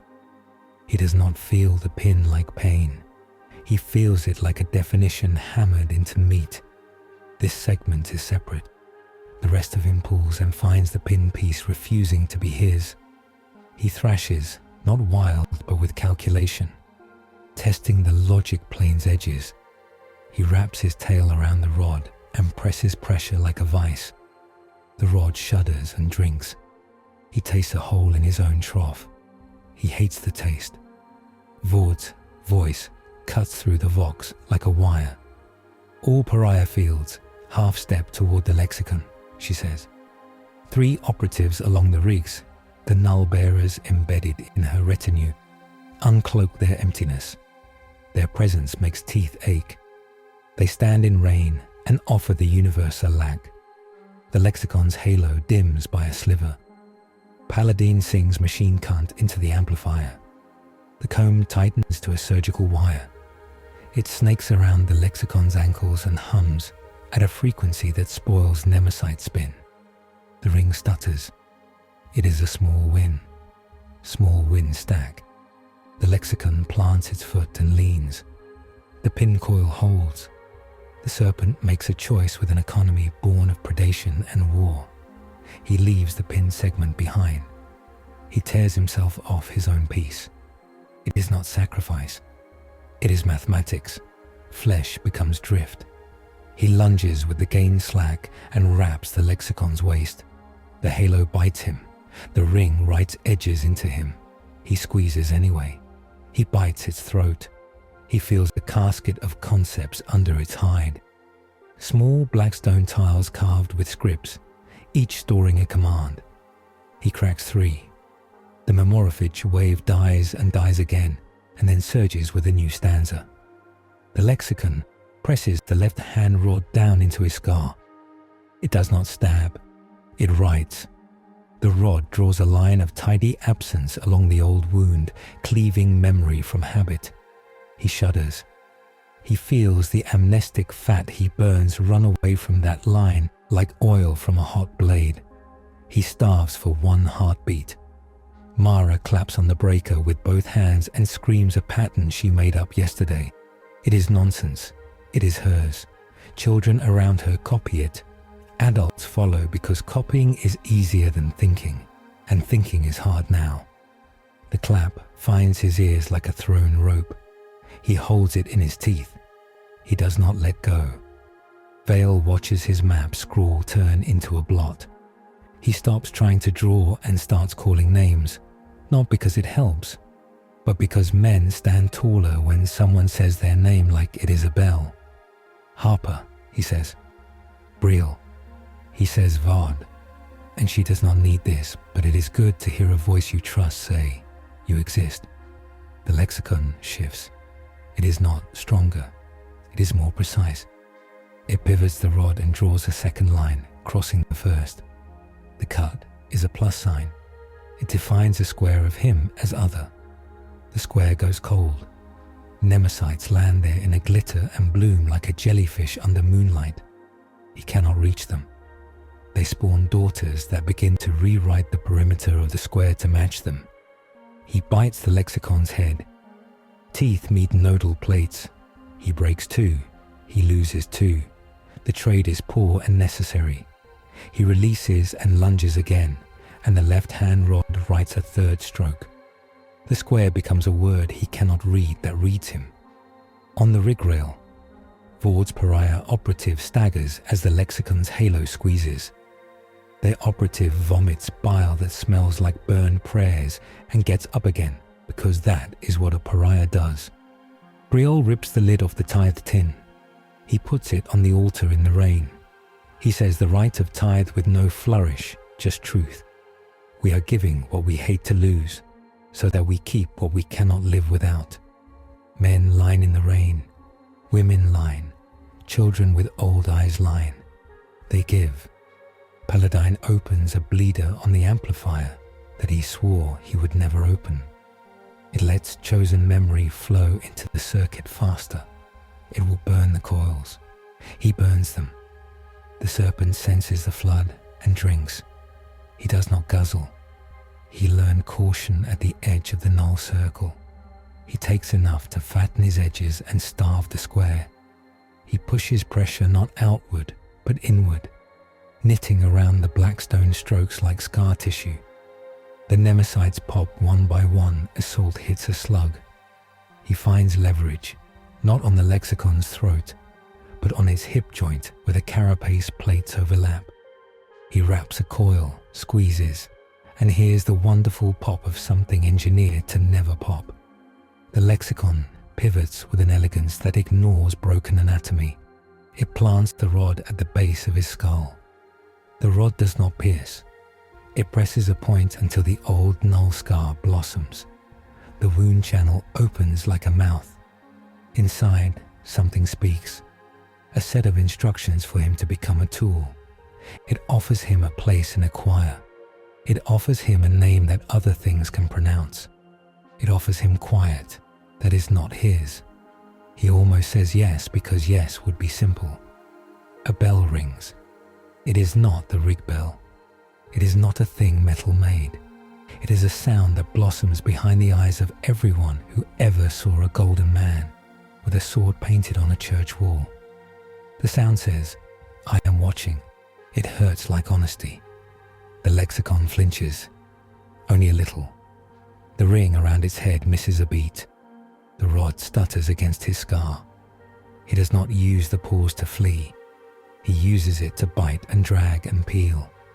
He rips the rod out of the lexicon's hand and throws it into the trench where the beam eater waits and eats it and glows with stolen lore. The duel becomes murder in both directions. He takes the lexicon to the grinder mouth. It braces against the rim with broken anatomy and refuses to go into a machine that eats gods of metal. He presses harder. Its halo bites deeper. Its head turns. Its mouth opens and a wordless command to serve tries to become true. He eats the command. He pays for that bite by losing a strip of himself to a definition he cannot break. Vord empties a melter into the lexicon's hip like a sacrament. Harper swings a crane like a mace and hits a hymn note when metal meets carapace. The pariahs stand and bleed salt. Briol screams a prayer he wrote in a hoist cage. Paladin burns coils down to their names. The lexicon tips. It goes half into the grinder. The grinder screams. Its gears meet concepts. Sparks are memories you meant to keep. The lexicon reaches up with one hand and writes a last small circle of absence at the edge of the serpent's eye. It could be a mercy. It is a signature. He looks at the circle and denies it. He opens his mouth and covers the lexicon's head and bites and does not stop. He chews until command plates crack and the ring stutters and goes out. He keeps chewing so he does not hear a last whisper tell him what he is. The grinder finishes what T started. The bay exhales like a congregation after a sermon that did not court applause. He floats, head low, wind singing in the cut along his crown. The square inside him persists, smaller now, but present. A definition lives in him like a splinter. He hates it. He does not panic. Hatred is a straight line he can follow. Codex note, engagement. The Sable Lexicon, Scylla Theta Apex. Enemy-wielded Blackstone Nemesite implements capable of inscribing persistent definition wounds, axiomatic constraints, into abyssal contacts amnestic topology. Neutralization achieved via combined pariah suppression, amplifier overburn, and industrial grinder application. Residual conceptual scarring confirmed. After the duel, none of them speak in the old loud voices. They speak like men who made a choice and are planning to live with it. The dead are named, the injuries mapped, the coil burns counted. The amplifier sings at a lower key because some of its harmonics are now ghosts. Medici tend the serpent with things meant for tanks. They tower in the rain and bless him with solvent and foam. Vord's null-bearer steps close, careful, and lays an empty hand on the air near his scar. The wrong quiet steps back a finger width. The right quiet fills it. The bearer coughs blood and grins, which looks wrong on a face built for seriousness. Brohl sets the tithe tin down like a relic. It is half full. He hates that it is half empty. He hates that he is counting. He writes a right revision in the margins of his own creed. He crosses out gladly. He writes grimly. Vale draws a line from Pelagus to the small icon he uses for terror, a circle with a tower. We have to go, he says. Now, not after one more clever hour. We bring the ally. We ask the throne to call it tool, not pest. If he refuses, we die under the cost we set in motion. He expects argument. He gets none. Vord stares at the storm where the Watcher's bell came through. Sacred intervention is a finger laid on a scale, she says. It doesn't weigh the whole, but it means the judge is awake. She turns to Paladine. How do we move him? Paladine's mechadendrites draw a cradle around a serpent longer than most streets. We build a reliquary barge, he says. We lash every rig that can float to it and put the snake in the middle like a saint in procession. He looks up. We invite every predatory mind in the sector to take a bite. Harper cracks her neck like joints deciding to be younger. Then we weld a forest around him and hang minds like fruit. She smiles with tired teeth. I have always wanted to build a shrine that shoots back. The temptation does not end with the lexicon. It changes its voice. It comes now not from Scylla's mind, but from the wrong quiet. The rod wrote into his scar. It whispers without words. Rest. It promises a world underwater where names sink and nothing floats. It is not a threat. It is a sweetness. He refuses and pays with hunger. He is always hungry. Now he is hungrier, and the tithe tastes thinner, and he can no longer pull absence from panic without pulling skin with it. He stops drinking fear that is not offered. He does not know the word consent.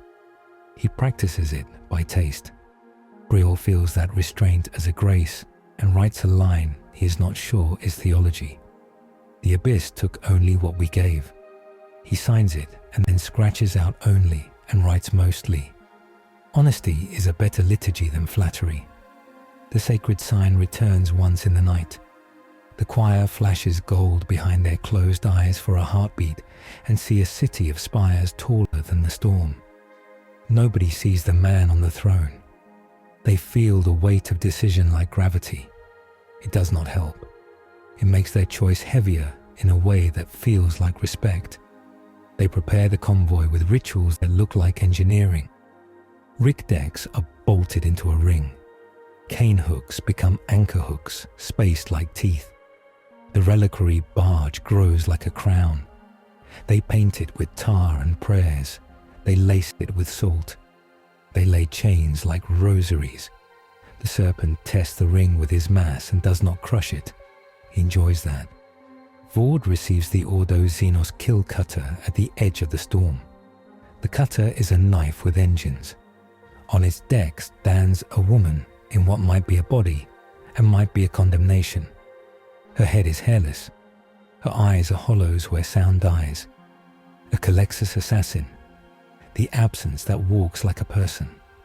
Beside her, in black and brass, an Ordo Xenos interrogator with a face smoothed by purpose. "We were sent to sterilize your anomaly and hold the bay," says the interrogator. He seems eager to be disobeyed so he can be right later. "You were sent to help us reach Terra," Vord says, not lying, simply aiming, "because you are alive, and the dead do not deliver petitions." The Calexis tilts her head, and for a moment everyone forgets the tune to the clapping pattern. He returns like a friend who is late for work. "You're amnestic," the interrogator says. "We'll starve near her." "It will suffer," Vord corrects. "Starving is a choice. Suffering is a consequence. It will make the voyage in that tension." She does not look at the serpent when she says it. He tastes her honesty and stays. Vale arrives with a salute that is half military and half prayer. "Governor Marshal Vale," he says. "If you plan to help, take your place in the ring. If you plan to argue, the queue is long and the rain doesn't care." The interrogator opens his mouth to mention authority. The Calexis lays a hand on his wrist and does not speak. He closes his mouth because standing near a hole that feels like death teaches you manners. They conduct the last tactical before the move at the Breaker Tooth. Palatine briefs the convoy path, ride the trench current, then cut into the stormless band behind the outermost bioship, then punch to high anchor and burn for orbit under the cutter's shield. Standard counters will fail because this is not standard water. The sea is a machine now. The beam eater will hunt. The nemesites will bloom. Scylla will send a thought that will seem like a memory you don't want to lose. Do not chase it. Briol blesses the hulls with a rite that avoids promising what he cannot make. "We will be hurt," he says, "and we will not be entirely lost." He salts his palms and smears them along steel. He says no names. He saves names for the dead. Harper walks the ring and smacks bolts with a hammer. Good ones ring like coins, bad ones like complaints. She replaces the complainers. Her crews look like ghosts and move like men who plan to be ghosts later, not now. Mara ties a rope around her waist and around the railing and writes on the slate, "Hold rope." She shows it to every adult who looks too tired to think. They nod like she is a general. She is.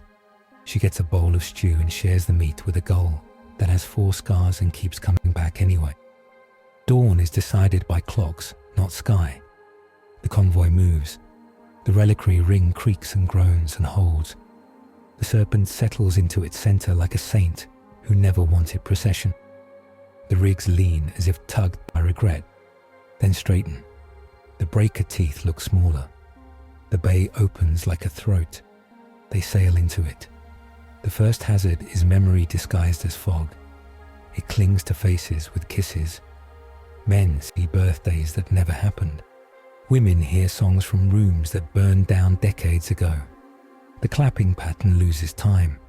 The Calexis steps to the ring's edge and lets her aura be an argument that the fog cannot win. It thins, hisses, and dissolves into honest spray. The second hazard is the beam eater, swollen now with black stone swallowed from the trench. It rises like an altar turned inside out and bites at the ring. Crane spears slam into its cheeks and bounce because its cheeks remember being walls. The snake slips his head out of the ring's embrace and bites the same place he bit before.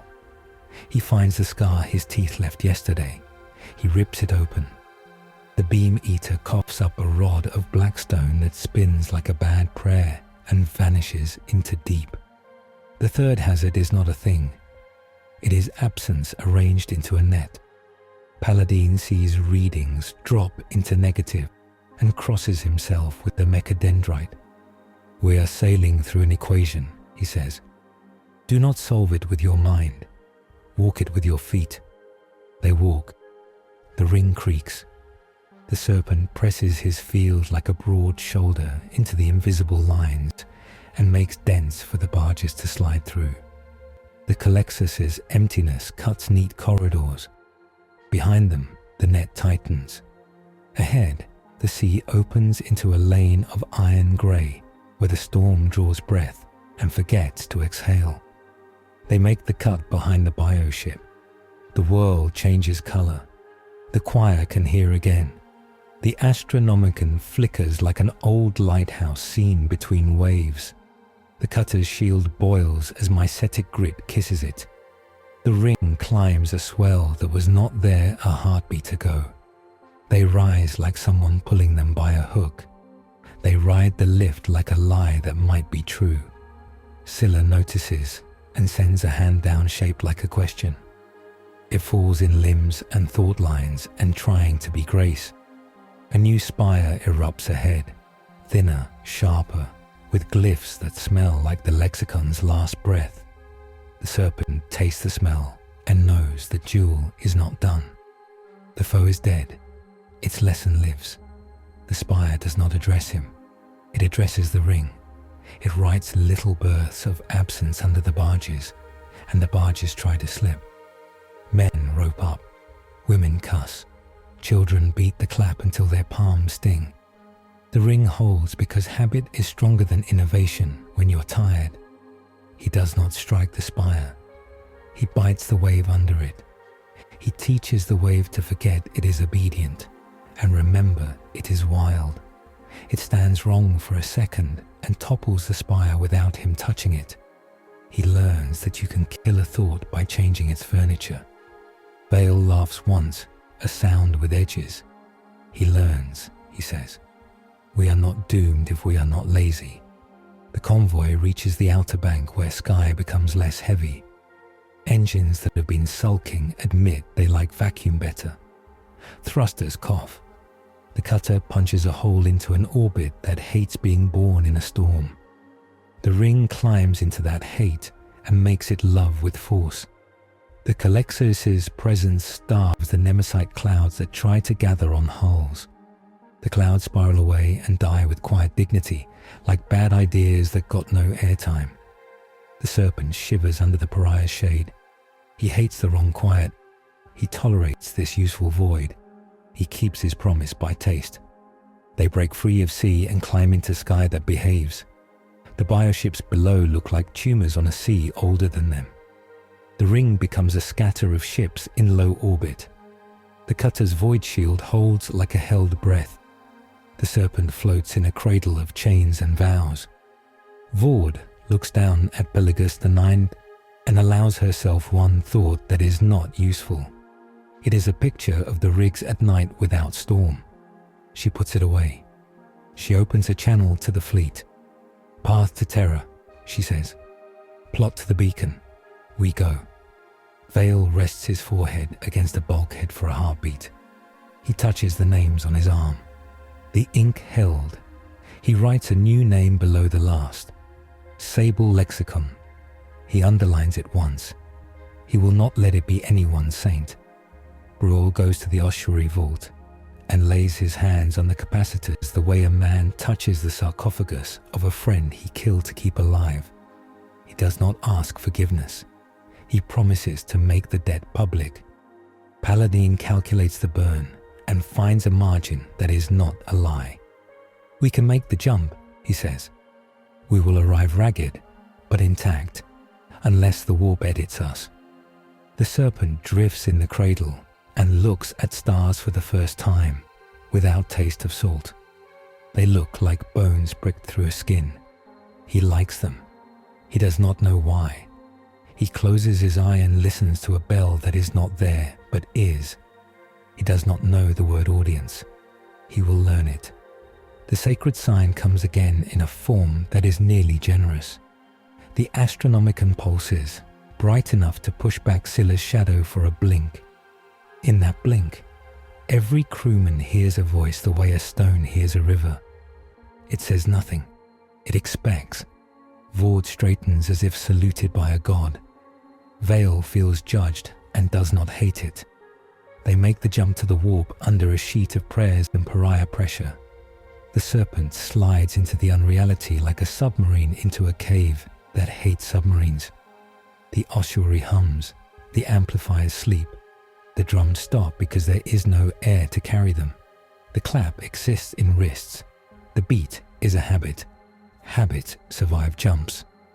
The warp looks at the amnestic field like an artist looks at sandpaper. It wants to texture itself with him. It presses. He presses back. He does not eat. He refuses that sweetness again. He follows the beam the gold man breathes and declines the hands extended from the sides of the path, some with claws, some with coins. Temptation flares once in a guise that fits him too well. A shape like him, but stately, ringed with crowns that are not crowns, swims alongside. It speaks without sound. Erase the galaxy's noise with me. We will be the law of forgetting, mercy without suffering, order without memory. He watches it and tastes the corner of a lie. Order without memory is not mercy. It is a quiet prison. He opens his mouth and lets parts of the tithed absence go without taking them. The shade eats the gifts and gets thin and makes no more promises, because promises need noise. They emerge into real space with alarms talking over each other and engines complaining as if they were not warned. The cutter shivers. The ring reassembles into a single promise of steel. The serpent tastes normal physics and misses salt for one heartbeat and then does not. A fleet hangs ahead, black and gold like a judgment. It is not huge, it is sharp. Prows bear eagles with wings like weapons. At their heart, a barge with skins of auramite and banners that show a man who is a throne, who is a star. A voice comes across the vox that makes the quiet choke and the pariah flinch. Identify, it says. It is polite, the way mountain is polite to water. Vord stands straight and bleeds nothing into her voice. Pelagus 9 relief convoy, she says. Inquisitor Kestrel Vord, Ordo Xenos. Petitioning audience. Bearing an ally that hurts your enemies and could hurt your law. We ask to be judged. Silence. Then a channel opens that smells like sanctified oil. Approach on this vector, the voice says. Gnarls to the fore, bring your question.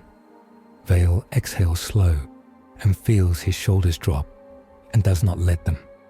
He looks at the serpent. The serpent looks back.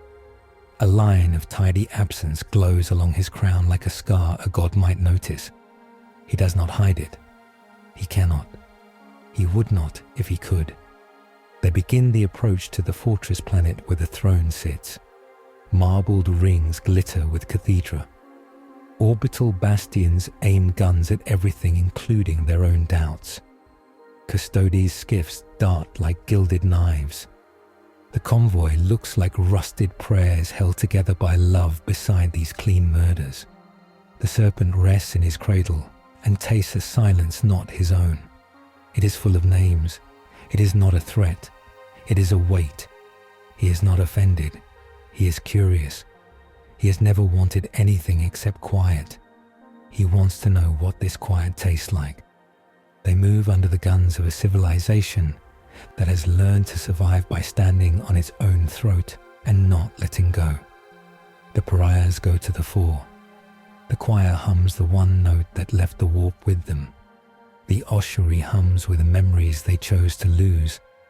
The mechanicus prays to machines and does not ask to be forgiven for making gods out of engines. Vord touches her rosette, then lets it fall.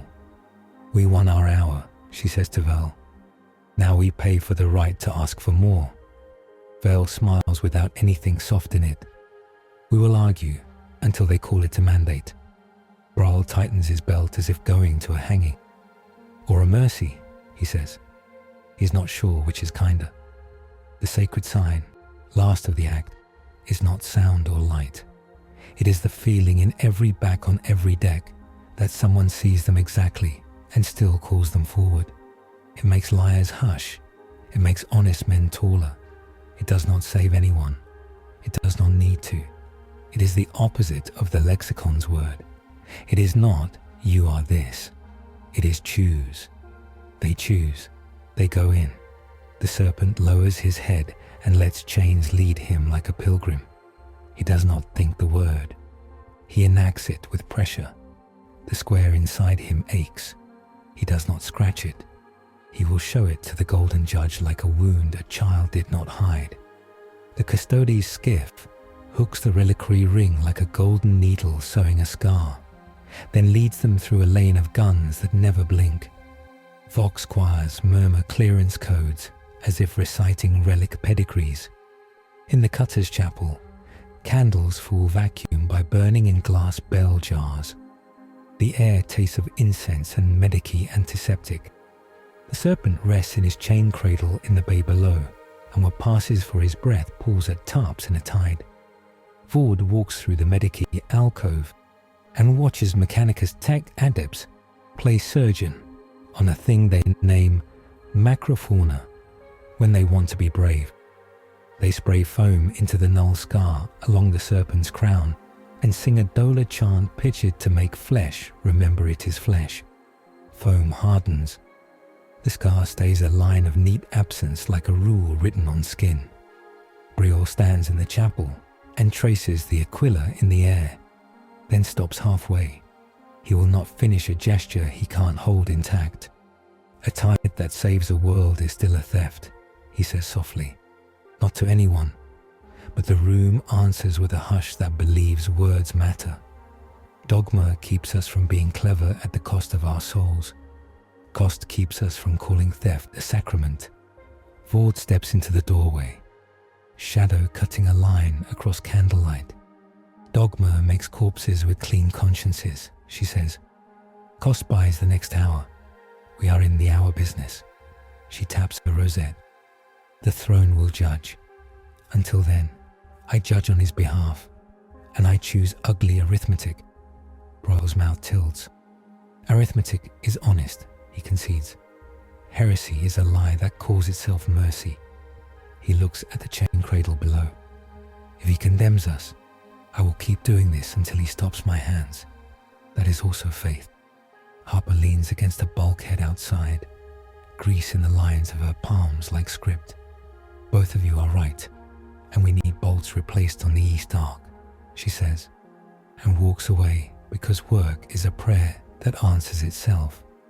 The convoy gains a halo of escorts, custodian skiffs with hulls like gilded knuckles, sisters of silence pinnaces trailing the absence that makes thought stand straighter.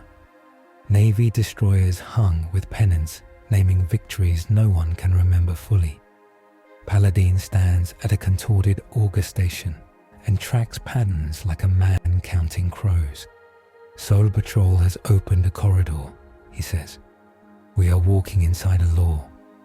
Vale has been awake so long his eyes learn to feel without seeing. He touches the map of their path with 2 fingers. We do not touch the law's edges, he says. We will not find them forgiving. They pass Luna's bastions and the dead shells of ancient wars turn to monasteries of iron. The serpent looks at the void and at the neatly carved paths through it. He likes the neatness.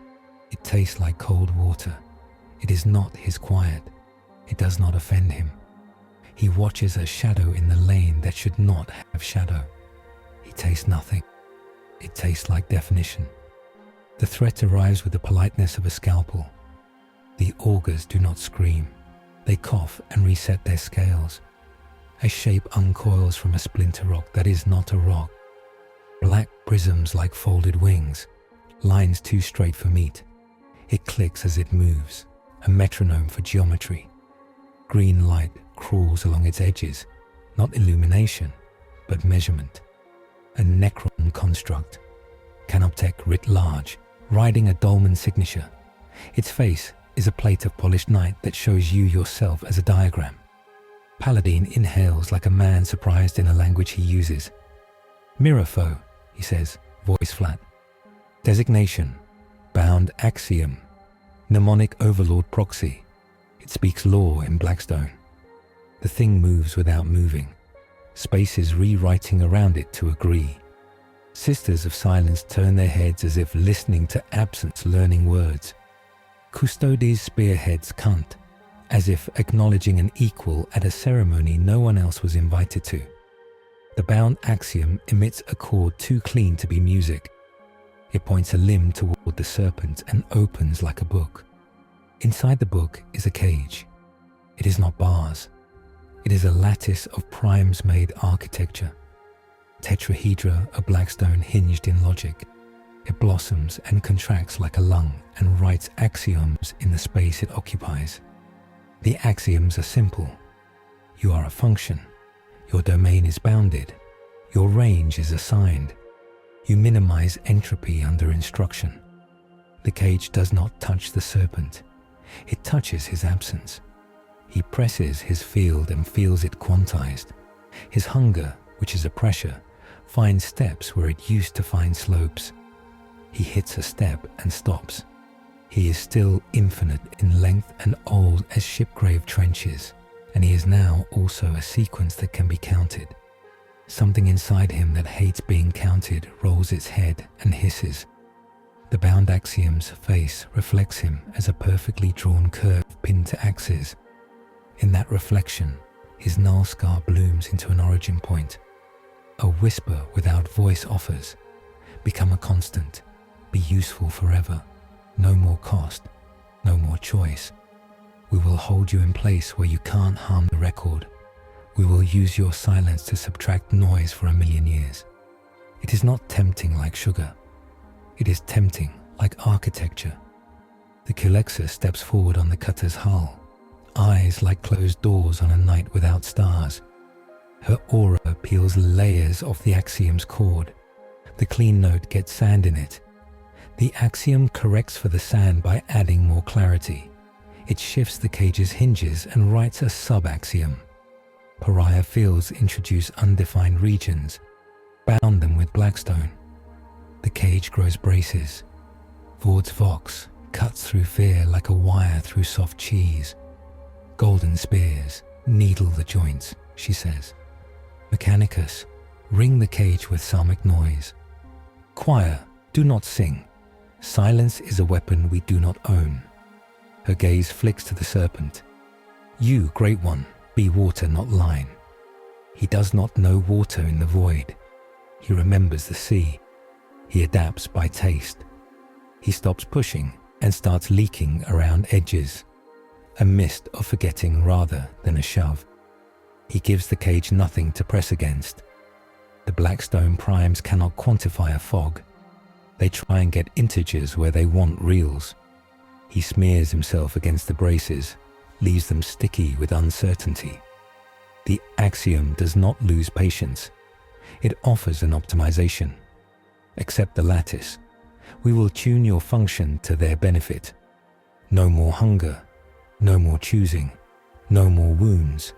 Somewhere in Paladine's voice, a part of him that is too honest says, it is not wrong. He hates himself a little for loving the clean. Brill hears the no choice offer and bares his teeth. A good prison is still a prison, he says to no one, and a throne at once. He puts his palm on the chapel glass. We chose theft and put it in a right. We cannot now choose slavery and call it virtue. Vale listens to the cage study, a thing he promised to bring to a judge.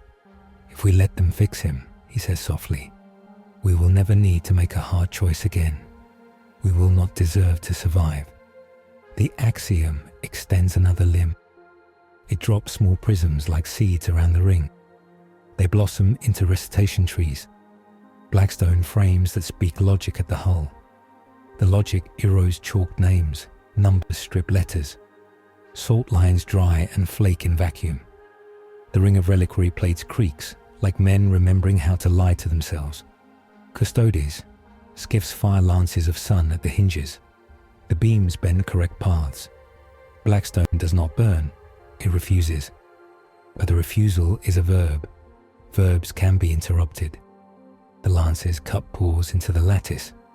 Sisters of silence stand and bleed absences that make the axiom's edges misplace themselves for a blink.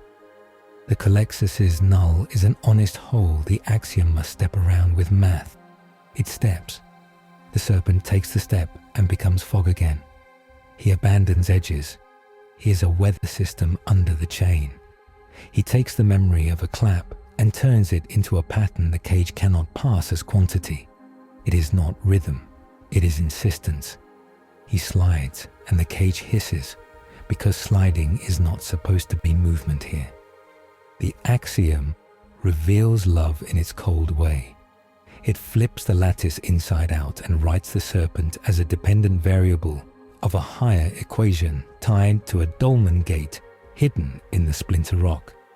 It will pull him through into a place where law is sharper. It begins to pull. Paladine's voice is small and exact. It is using a dolmen subchannel to enforce a definition bind, he says.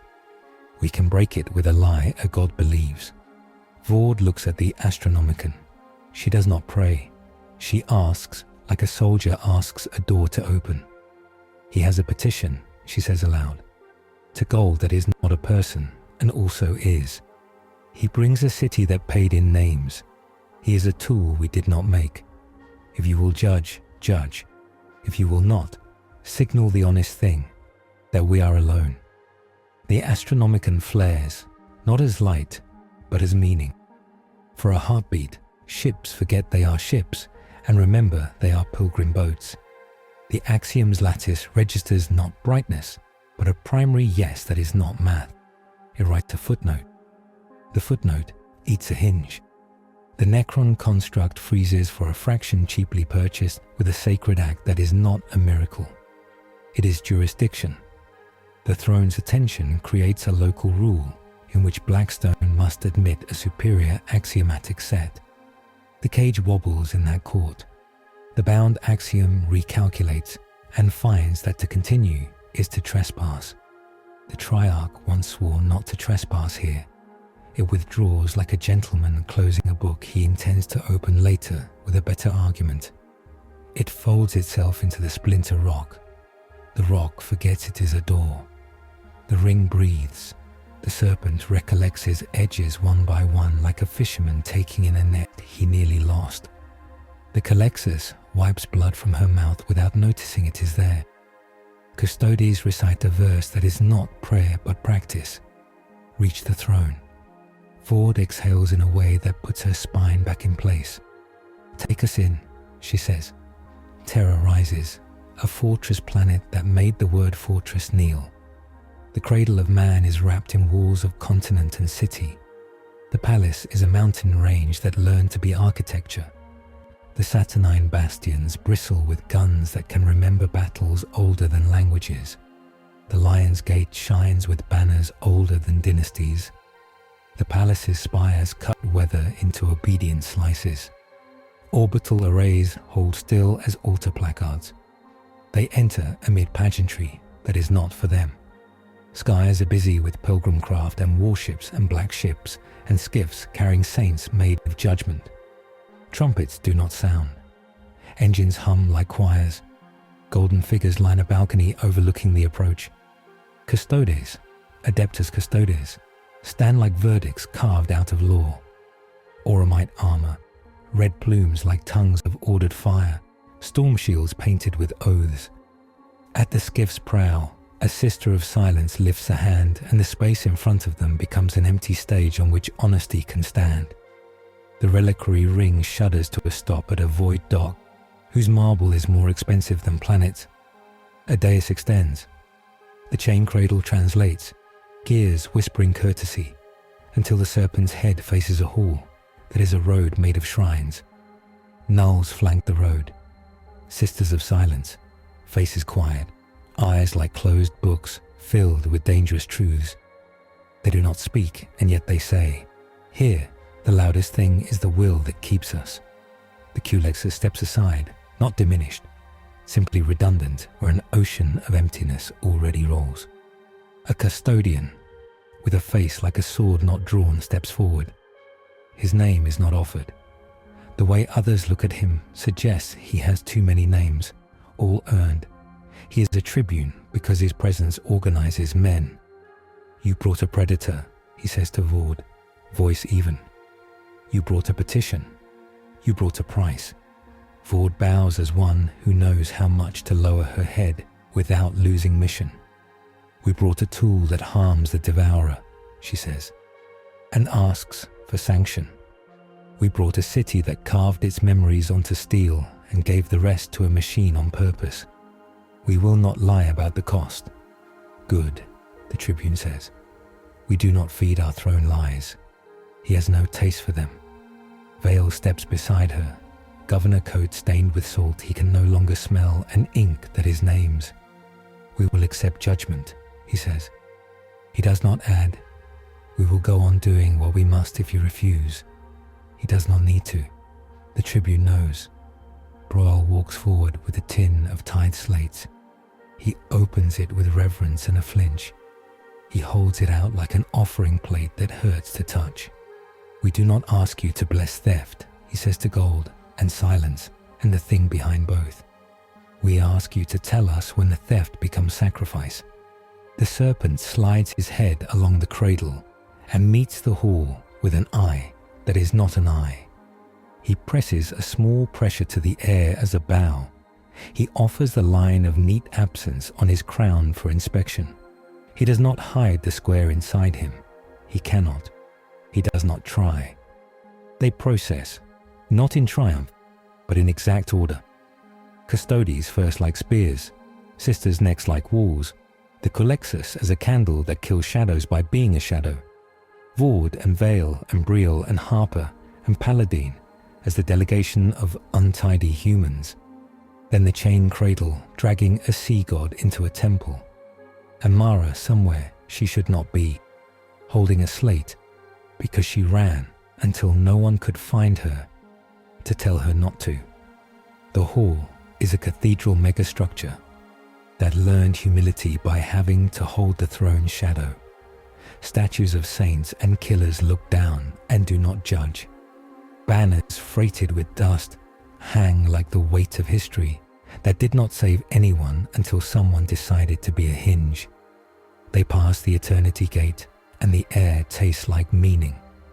They do not reach the golden throne. They reach a room before the room, a long chamber littered with relic altars and devices that make priests nervous. Black stone slabs with sigils scratched by custodian knives. Pariah amplification pylons that hum with a comfort that feels wrong if you love warm lies. Purity seals that are not paper but skin. The throne is beyond a door you cannot name. His attention leaks through like light under a closed door in a house where you grew up and forgot. The leak is enough to make truth stand up and be seen. The audience is silent. The exchange is not. The serpent raises his head and opens his mouth, and pressure flows, not to erase but to present. Images of a storm not weather, a hauler lifted instead of drowned, a grinder eating a synapse, the lexicon's rod writing a word into him, a child's bloody palm, names carved into steel, a bell rung until it cracked, the bound axiom's cage, the clean temptation of law, refusal paid in hunger, a city that became a metronome to survive. He places these on the floor like fish on a dock. Here is what I am. Here is what I cost. Here is what I can buy you. The reply is not voice. It is weight on the spine that makes truth settle. It is a hand on the back of the neck that is not threat, but command to stand straighter. It is a shape of thought that says, in this house, choice is sacrament, not convenience. Mercy without memory is cruelty. Law without love is prison. Hunger leashed by consent is a tool. Hunger unleashed is the oldest heresy. Vord feels her bones nod because something in her that loves knives loves being told what they are for. Vale feels judged and found useful. Broyle weeps because he is allowed to call a theft a sacrifice out loud and live. The serpent tastes definitions that do not trap. They outline. He is not made small. He is framed like a painting, so that men can look and not drown. The weight does not make him quiet. It gives his quiet a place to stand that is not someone else's mouth. The attention moves through those present like a light measuring repairs. It pauses on the Colexus and approves the knife that kills ideas when ideas become devils. It pauses on Mara and folds a corner of reality so that she will not be crushed by it. She feels held by the world for 1 second and stores that to live on. It moves over Paladin and files his love of clean lies under a useful monitor. It looks at Harper and smiles like a rusted chain that did its job. The weight withdraws a finger width. The room breathes because exhaling is allowed again. The Tribune inclines his head as if a verdict has been whispered into the shield rims of his ears. He has seen enough, he says. You will be tested because everything that stays gets tested. Ford bows to a door no one opens. We brought 3 options, she says. We will accept the one he grants. Not yet, the Tribune replies. And for a man in gold, he sounds almost kind. First, we set the ground you will walk on, so you do not mistake a cliff for a step. Power scaling interlude. Chapter 2. Under the throne's attention, the serpent's amnestic field is constrained by covenant. He may drain only designated offerings, tithes, conducted by sanctioned rite, or battlefield panic explicitly surrendered. Coercive famine is prescribed. The field is capped by thresholds key to pariah presence and Blackstone proximity. Within sacred precincts and near-sealed archives, his effect attenuates to harmless haze. Definition wounds, axiomatic scars, cannot be erased by brute absence. They require ritual counter-axioms from authorized nulls or Blackstone liturgy. Amplifier overburn is forbidden without writ. The rite of memory tithe must include record anchors, written, engraved, or recorded in cogitators blessed to resist amnesia. The serpent is bound by Gyasa. Never erase names, never drink liturgical creeds, never act inside the palace. Break any of these and sanction becomes hunt. The Sisters of Silence arrange their nulls into a lattice that feels like winter without cruelty. The Custodes mark circles on the floor with point-scratched auramite. We will show you how to walk in our house without breaking it, the Tribune says to the serpent, and to the humans who came on chains. And then we will show you 3 doors and ask which you will take. Medici attend in the aisle because the throne makes blood run in new ways. Briol writes the new Gyasa on his forearms in ink that will scar. He underlines never erase names until the skin bleeds and then does it again, because sometimes ritual is just repetition that hurts. Paladin kneels not to worship, but to meet his own love of clean with a harder clean. We will need a Blackstone catechism, he says hoarsely. A counter-axiom rite. Authorization to teach a logic that does not kill love. He hates that he wants it. He needs it to win. Harper studies the auramite scratches like a machinist learning a saint's step. We can bolt those rules to cranes, she says. We can tattoo them into decks. We can weld the culture out of them. Vale stands like a man who will not pass out in front of the judge. He raises his eyes to banners of the 10,000 and imagines, for one dangerous second, Pelagus IX's rigs hanging there as a pennon that says, "We turn shipbreakers into saints by making them count." He files it under later.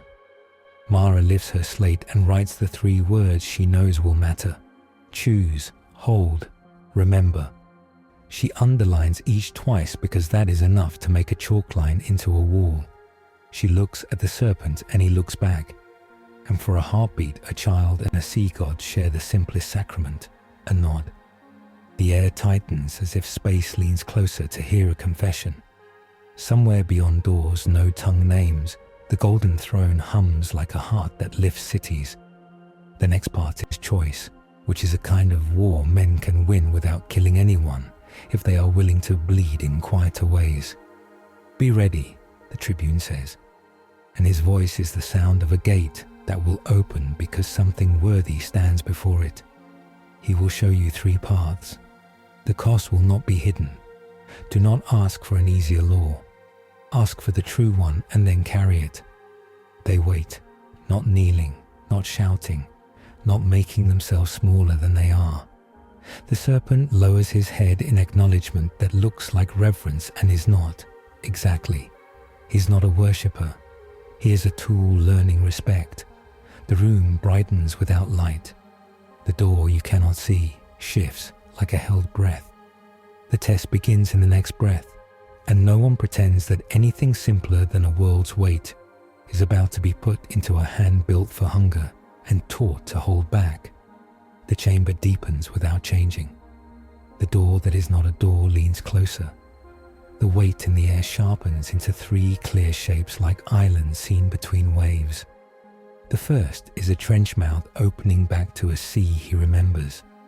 The water tastes like home and old chains. The way back is a ribbon of pressure he can follow by burning the last of his hoarded absence. He sees himself slide into that cut in reality, coil in familiar cold, and watch the new sky seal. The cost flickers on the rim like frost. As he goes, what he learned here peels off. The chalk snake with a crown fades. The bell's crack smooths. The taste of chosen memory goes thin as dawn mist. He would be full and empty in the same breath. The second is not a place. It is a road made of dark and distance. It runs around the galaxy like a cable, endless, ungoverned. He sees himself glide system to system as an unclaimed shadow, selling quiet to anyone with will and weapons. He refuses tyrannid songs, erases cult liturgies, unthreads mutant uprisings that want a softer god. He becomes an answer without an oath. Men learn his pressure and paint it as a saint. Others call him 3 names for blasphemy. Factions fight over who sends him bells. The road eats Pelagus and the rigs and the clap.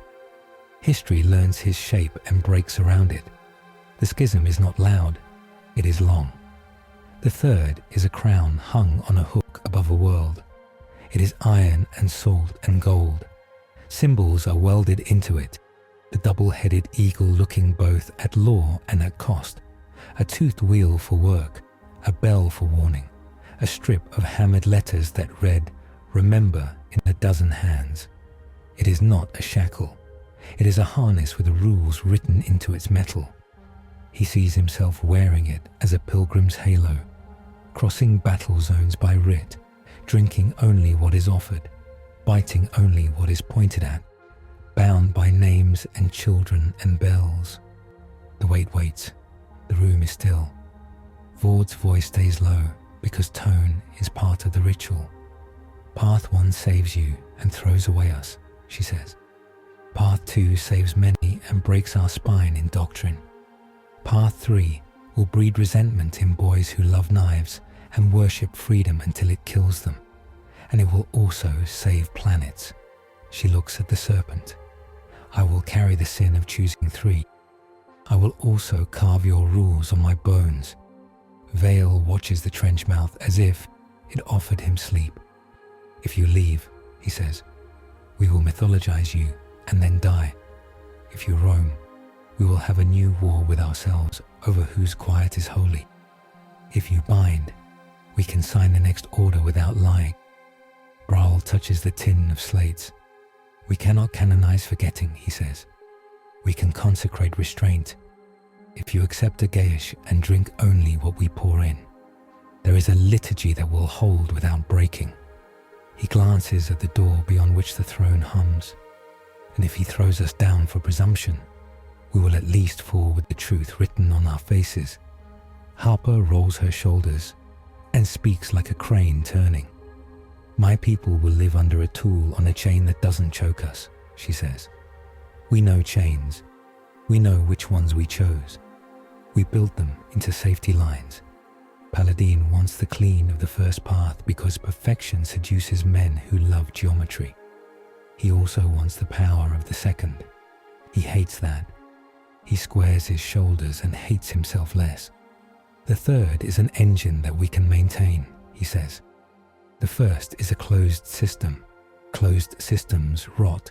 The second is a perpetual motion machine powered by lies. The Tribune, Gold, and Judgment says nothing. His presence holds space open for the decision to become law instead of preference. The serpent tastes each path in turns. He tastes salt on the third crown and the iron of its bolts and the human oils rubbed into it by work. He tastes bells rung by hands that wrote their names first. He tastes a leash that is not contempt. He was born hungry. He chose to be careful. He will choose it where choices matter. He lowers his head. He does not bow to worship. He bows to accept weight. The room agrees. It is not applause. It is alignment. The throne's hum tightens a half tone. The sisters' nulls fill with quiet that does not erase. The crusader in gold allows his chin to dip the length of a blink. The crown is not brought, it is built. Artisans with nerves trained not to shake under saints bring forward a circlet of blackstone and auramite married by oaths. Custodians score it with tiny cruciform nicks that are cords in a larger knot. The Ministorum team etches lines that are not words but meter. Paladin wires in a mesh of non-lethal blackstone threads, cut to guide pressure, not bite. Harper welds the hinge. Braille inks the gyasa inside in his own blood. Mara slips between legs and chalks a snake on the underside where no one will ever see it, and it will hold anyway. They fit the diadem along the serpent scar, not into it. It sits like a